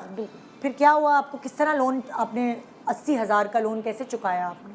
फिर कुछ नहीं, वो जो मशीन बेची थी मैंने, वो जिसकी वजह से, हाँ, इसी वजह से मशीन बेची थी, क्योंकि मुझे अमाउंट जो है वो 80,000 भरना पड़ रहा था। हाँ। 25 दिन हो चुके थे। तो आपने वो जो मशीन ली उन पैसों से, उसी को बेच के आपने फिर उसको सेल किया, अपना फर्नीचर सेल किया, अपनी सोने की चेन सेल करी, फिर उसके बाद अमाउंट उनका पे करा और क्लियर करा उसी वक्त में। सो बेसिकली ये स्कैम नहीं है, लेकिन वो जो नुमाइंदे बैंक के थे जिन्होंने अपना टारगेट कंप्लीट करना था, उन्होंने अपने टारगेट कंप्लीट करने की वजह से एक आम औरत को, एक आम इंसान को अंधेरे में रखा ताकि उनका टारगेट अचीव हो जाए। लेकिन इनके लिए तो उनकी पूरी ये उनकी रोजगार थी, इसी की वजह से वो कमा रही हैं। और अभी आप क्या कर रही हैं फिर? अभी बस उसी मशीन पे जो पहले थी, अल्लाह का शुक्र अदा करके बस उसी पे काम कर रही हैं। दोबारा से वो सांप सीढ़ी की तरह जीरो पे आ गए हैं। वही, बिल्कुल। चलो, अल्लाह आपकी हेल्प करे। लेकिन बहरहाल जो ये इस तरह का स्ट्रेट धोखा तो नहीं है, लेकिन ये वो वाली चीज़ है कि कानून में रहते हुए एक तरह से उनका नुकसान हो गया, और इसकी कोई सज़ा भी नहीं मिल सकती उसको जिस बैंकर ने किया, है ना? और फिर ना इसमें इंफॉर्मेशन भी बहरहाल इनको लेनी चाहिए कि भाई रिटर्न जो मिल रहा है वो रिटर्न आपने वापस करना, आपने वो किस तरह वापस करना है, उस पर क्या पेनल्टी पड़ सकती है, लेट पेमेंट चार्जेस क्या हैं, ये सारी चीज़ इंफॉर्मेशन लेनी चाहिए। वो अगेन जब आप 3,000 का सूट ले रही हैं, जब इतने क्वेश्चन कर सकते हैं तो यहाँ भी क्वेश्चन करें। अब अगेन फिर यहाँ पर होता है कि सामने वो 40,000 रुपये आदमी और बिल्कुल किया ही इसीलिए। हाँ। अच्छा, अब ये जो हम फाइनेंसेस की बात कर रहे हैं, ये पैसों की बात कर रहे हैं, ये सब ऐसी चीज़ें चली जाएगी, दोबारा कमा लेंगे। लेकिन जब आप ख़ास तौर पे बच्चियों की इज्जत चली जाती है ना, उससे तो खुदकुशियाँ करते हुए देखा है लोगों ने, जब इज्जत वो हो जाती है ना एक तरह से, तो बच्चों के रिश्ते नहीं होते और बहुत सारे और मेंटल टॉर्चर से पूरे ख़ानदानों को गुजरना पड़ता है। मैं उस स्कैम की बात अब करने वाली हूँ। मेरे साथ यहाँ पर्दे के पीछे एक बच्ची मौजूद है जिसका नाम नूर है और वो नहीं आना चाहती, हम उसे बिल्कुल फोर्स नहीं करेंगे, लेकिन उसके साथ क्या हुआ वो हम आपको बताना चाहते हैं। जी नूर, जी अस्सलाम वालेकुम, थोड़ा सा ज़ोर से नूर, सॉरी टू से। जी मेरा नाम नूर है और मेरी स्टोरी जो है वो पिक्चर्स ब्लैकमेलिंग के ऊपर है। मेरे एक फ्रेंड ने मुझे मेरी पिक्चर्स को लेके ब्लैकमेल किया था यूनिवर्सिटी। आप लोगों को आवाज़ आ रही है? थोड़ी आवाज़, थोड़ा हैंड माइक ले लो आप प्लीज़, हैंड माइक ले लो ताकि हम सब सुन सकें। मुझे मेरे एक फ्रेंड ने मेरी पिक्चर्स के ऊपर ब्लैकमेल किया था मेरी यूनिवर्सिटी लाइफ के में। अच्छा। यूनिवर्सिटी लाइफ में हमारे एक ग्रुप था जिसमें 4 लड़के और हम 2 लड़कियां थे, तो हम लोग एज अ फैमिली थे वहाँ पे, मतलब घूमना फिरना साथ था, पढ़ाई साथ होती थी, सब कुछ साथ था। एक ग्रुप हमारा बना हुआ था व्हाट्सएप के ऊपर, वहाँ पे हम अपने हर ओकेजन्स पे अपनी पिक्चर्स शेयर करते थे कि कौन कैसा लग रहा है, कौन कैसा पिक्चर, सालगिरह की पिक्चर, जी ऐसे। बिल्कुल, हाँ जी बिल्कुल ऐसे ही था जी। तो मुझे नहीं पता था, मेरा एक फ्रेंड वो मुझ में इंटरेस्टेड हो गया था, तो उन्होंने मुझे 2 साल के बाद यूनिवर्सिटी के प्रपोज किया कि मैं आप में इंटरेस्टेड हूँ, तो आप मेरा प्रपोजल एक्सेप्ट करें, हम रिलेशन में आ जाते हैं। तो मैंने उनको ऑन द स्पॉट मना कर दिया क्योंकि मेरे लिए एजुकेशन पहले थी और ये चीज़ें बाद में थी। पहले तो उन्होंने कुछ बोला नहीं, वो खामोश रहे। फिर एक दिन अचानक उन्होंने मुझे कहा कि तुम्हारी कुछ पिक्चर्स हैं मेरे पास, वो मैं तुमसे शेयर करना चाहता हूँ। तो मैंने कहा ठीक है आप करो मुझसे शेयर। जब उन्होंने मेरी पिक्चर्स मुझे शेयर की तो फेस तो मेरा था, बाकी जो बॉडी थी वो पता नहीं किसकी थी, क्या था, वो बहुत ही गंदी और वाहियात पिक्चर्स थी वो। Oh my God. तो पहले तो मैंने उनको बोला कि ये क्या है, ये मैं तो नहीं हूँ। तो उन्होंने कहा नहीं ये तो तुम ही हो और अब तुम देखना मैं तुम्हारे साथ क्या करूँगा। खैर मैंने उनको समझाया, वो नहीं समझे। फिर मैंने अपनी बहन से बात डिस्कस की, तो बहन ने मुझे ये कहा कि तुम बाबा से बात करो या भाई से बात कर लो, लेकिन बाबा और भाई तक ये बात लेके जाना, वो भी ऐसी चीज़ों के साथ, मुझे अच्छा नहीं लगा लेके जाना, क्योंकि वो बहुत गंदी पिक्चर्स थी वो। खैर टाइम गुजरा तो यूनिवर्सिटी में भी लोग मुझे ऐसे देख रहे थे जैसे मैं पता नहीं क्या हूँ और क्या नहीं। मुझे नहीं पता उन्होंने पिक्चर्स दिखाई थी यूनिवर्सिटी के लोगों को या नहीं, लेकिन लोग मुझे ऐसी नज़रों से देख रहे थे कि जैसे मैंने कोई बहुत बड़ा गुनाह कर दिया है। मैं उस टाइम बहुत ज़्यादा डिप्रेशन में चली गई थी। फिर मैंने अपने एक प्रोफेसर थे, उनसे बात ये डिस्कस की कि इन्होंने ऐसा ऐसा किया है मेरे साथ। तो उन्होंने मुझे ये सजेस्ट किया कि भाई आप यूनिवर्सिटी के डीन के पास जाओ, उनसे ये मामला डिस्कस करो, फिर वो जो कहते हैं आप वो करना। मैं डीन के पास गई।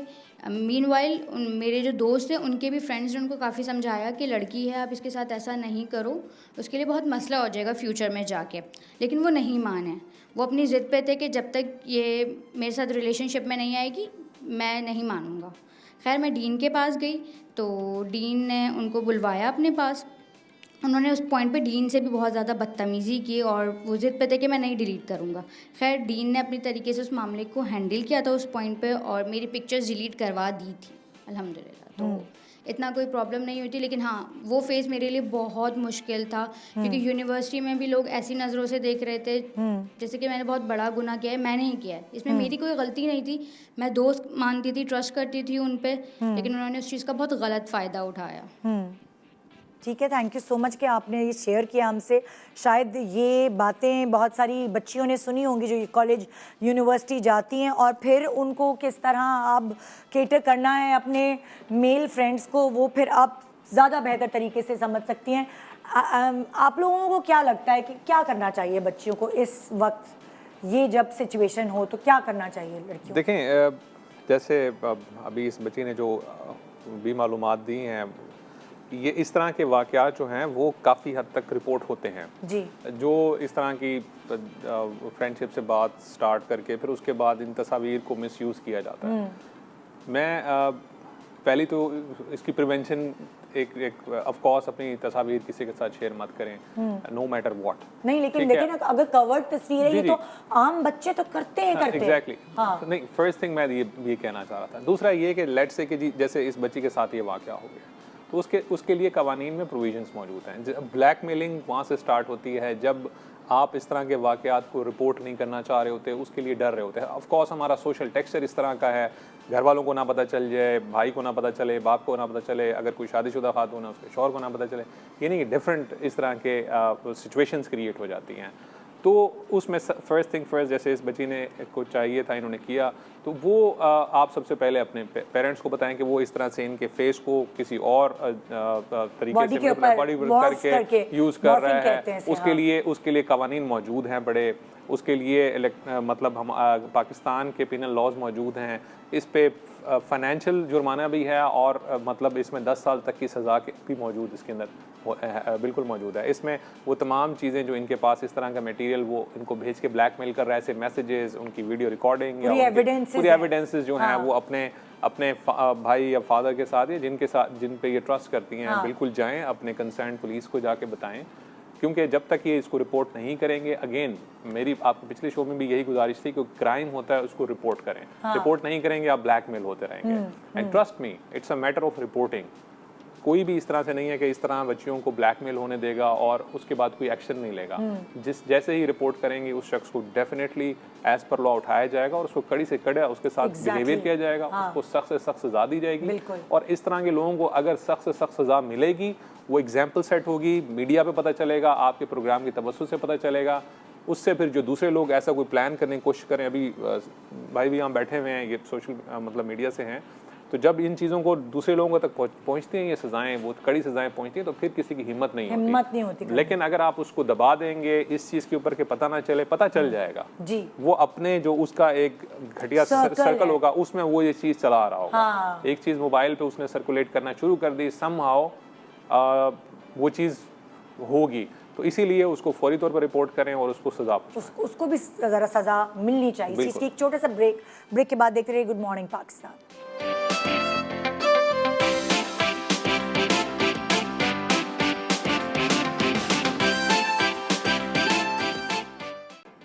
Welcome back, good morning Pakistan. आप देख रहे हैं कि पूरी शो में जो आपको ये स्कैम्स और फ्रॉड्स और धोखे नज़र आए हैं, या तो मासूम लोगों को उल्लू बनाया गया है, या कभी उनको थोड़ा सी लालच दे के, चंद पैसों की लालच दे के उल्लू बनाया गया है, उनको टसा है, उनके साथ स्कैम्स हुए हैं, धोखे हुए हैं, उनकी मेहनत की कमाइयाँ इस तरह लूट गई हैं उनसे। अलग अलग चीज़ें सामने आ रही हैं। और अभी मैं आपको जिस बच्चे से मिलवाने वाली हूँ उसका नाम है अली हैदर, और इसके साथ किस तरह धोखा हुआ है वो आप लोगों को ज़रूर सुनना होगा, क्योंकि इस धोखे में आपके अपने बेटे बेटे क्या, हस्बैंड क्या, भाई क्या, अब्बू क्या, कोई भी आ सकता है, क्योंकि अब्बुओं को भी लूटा गया है। बड़े बड़े लोगों ने लूटा है। मैंने वो प्रोग्राम्स देखे हैं जो पूरी जायदादें अब्बा की लूट गई हैं, लड़कियों ने लूट ली हैं वो जायदादें। सो आइए अली हैदर की ज़रा कहानी जानते हैं और फिर सुनिए ज़रा कि हमें किस किस के ऊपर नज़र रखनी है। हमें अपने बच्चों के ऊपर भी नज़र रखनी पड़ेगी कि वो किससे फेसबुक पे, किससे फ़ोन्स पे बात कर रहे हैं। जी अली, क्या हुआ? अस्सलाम वालेकुम। कैसी हैं आप? ठीक है, मैं तो ठीक हूँ भाई, तुम बताओ तुम्हारा क्या हाल है? मेरे साथ तो मैडम बहुत बुरा हुआ। हाँ हुआ मैम कुछ इस तरह से कि फेसबुक पर मुझे आती है फ्रेंड रिक्वेस्ट किसी लड़की की, खूबसूरत लड़की की तस्वीर लगी हुई, अच्छी तस्वीर लगी हुई है, फुल उसकी तस्वीर जी, जो आईडी की तस्वीर होती है, प्रोफाइल डीपी लगी होती है ऊपर। हाँ, वो तस्वीर देखी मैंने, तो मैंने फ़ौरन फ्रेंड रिक्वेस्ट एक्सेप्ट कर ली। हाँ, तो जैसे ही फ्रेंड रिक्वेस्ट एक्सेप्ट की उसकी, तो मैसेजेस आने शुरू हो गए, तो बातचीत करना शुरू कर दिया हमने। तो कुछ दिन बाद मुझे उसका आती है मैसेज कि आप मुझे अपना व्हाट्सएप नंबर सेंड करें। अच्छा। तो मैं तो मैसेज देके खुश हो गया कि ये बात तो मैंने कहनी थी उसको। ओहो। तो ये तो उसने लड़की नहीं बोल दिया कि भाई अपना व्हाट्सएप नंबर दो। नहीं, शक्कर खोरे को शक्कर मिल जाती है। तो फिर तो मैंने फ़ौरन अपना व्हाट्सएप नंबर सेंड कर दिया उसे। हाँ। तो फिर उसके ऊपर मैसेंजर पर भी बात होती रही, व्हाट्सएप पर भी होती रही। तो फिर वो मैंने कहा, और आवाज़ भी अच्छी थी उसकी, आवाज़ भी अच्छी, लड़कियों वाली आवाज़। हाँ, खूबसूरत। बस तुम्हें लड़कियों वाली आवाज़, अच्छी हो बुरी हो, लड़कियों वाली आवाज़ सुनाई। खूबसूरत तस्वीर लगी हुई थी मैम और खूबसूरत आवाज़ थी उसकी। हाँ। और फिर मैंने कहा कि आपने नंबर तो लिया, आपने कॉल ही नहीं की, इतने दिन हो गए। तो कहने लगी मेरे पास तो बैलेंस ही नहीं है, आप बैलेंस भेज दें, मैं आपको कॉल कर लूँगी। हाँ। तो कभी मैंने 1000 का, कभी 500 का उसको बैलेंस भेज देना।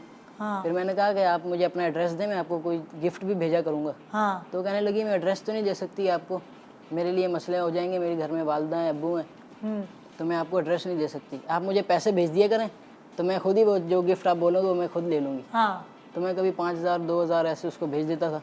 ये अल्लाह बड़े दरिया दिल हो तुम। फिर बस मैम क्या करें, फंसा लिया उन्होंने। उन्होंने अच्छा, तुम खुद क्या करते हो, जॉब क्या करते हो? सर मैं लकी वन मॉल में होता हूँ। जॉब करते हो वहाँ पे? जी। क्या सैलरी है तुम्हारी? मेरी है सर 22,000। 22,000 में से तुम महीने के 20,000 तो वहाँ खर्च कर देते होगे, 2,000 रुपये तुम्हारी ट्रांसपोर्टेशन का खर्चा हो गया, ऐसे ही? जी सर। और फिर एंड में कितना लॉस किया तुमने? सर एंड में किया 1.5 लाख का। 1.5 लाख कैसे अच्छा, गया? पता कैसे चला, क्या कहानी क्या थी आगे ये बताओ, वो लड़की कौन थी? जब मेरे बातचीत होने लगी ना तो काफ़ी अच्छी फ्रेंडशिप हो गई हमारी। हाँ, तो फिर अचानक कितने कितने घंटे बात करते थे उससे? 2-2 ढाई घंटे बात हो जाती थी। 2-2 चैट ढाई पे? घंटे या कॉल पे? पूरी रात कॉल पे सर। कॉल पे, अच्छा। फिर कंबल लेके ऊपर यूँ लेटता हूँ।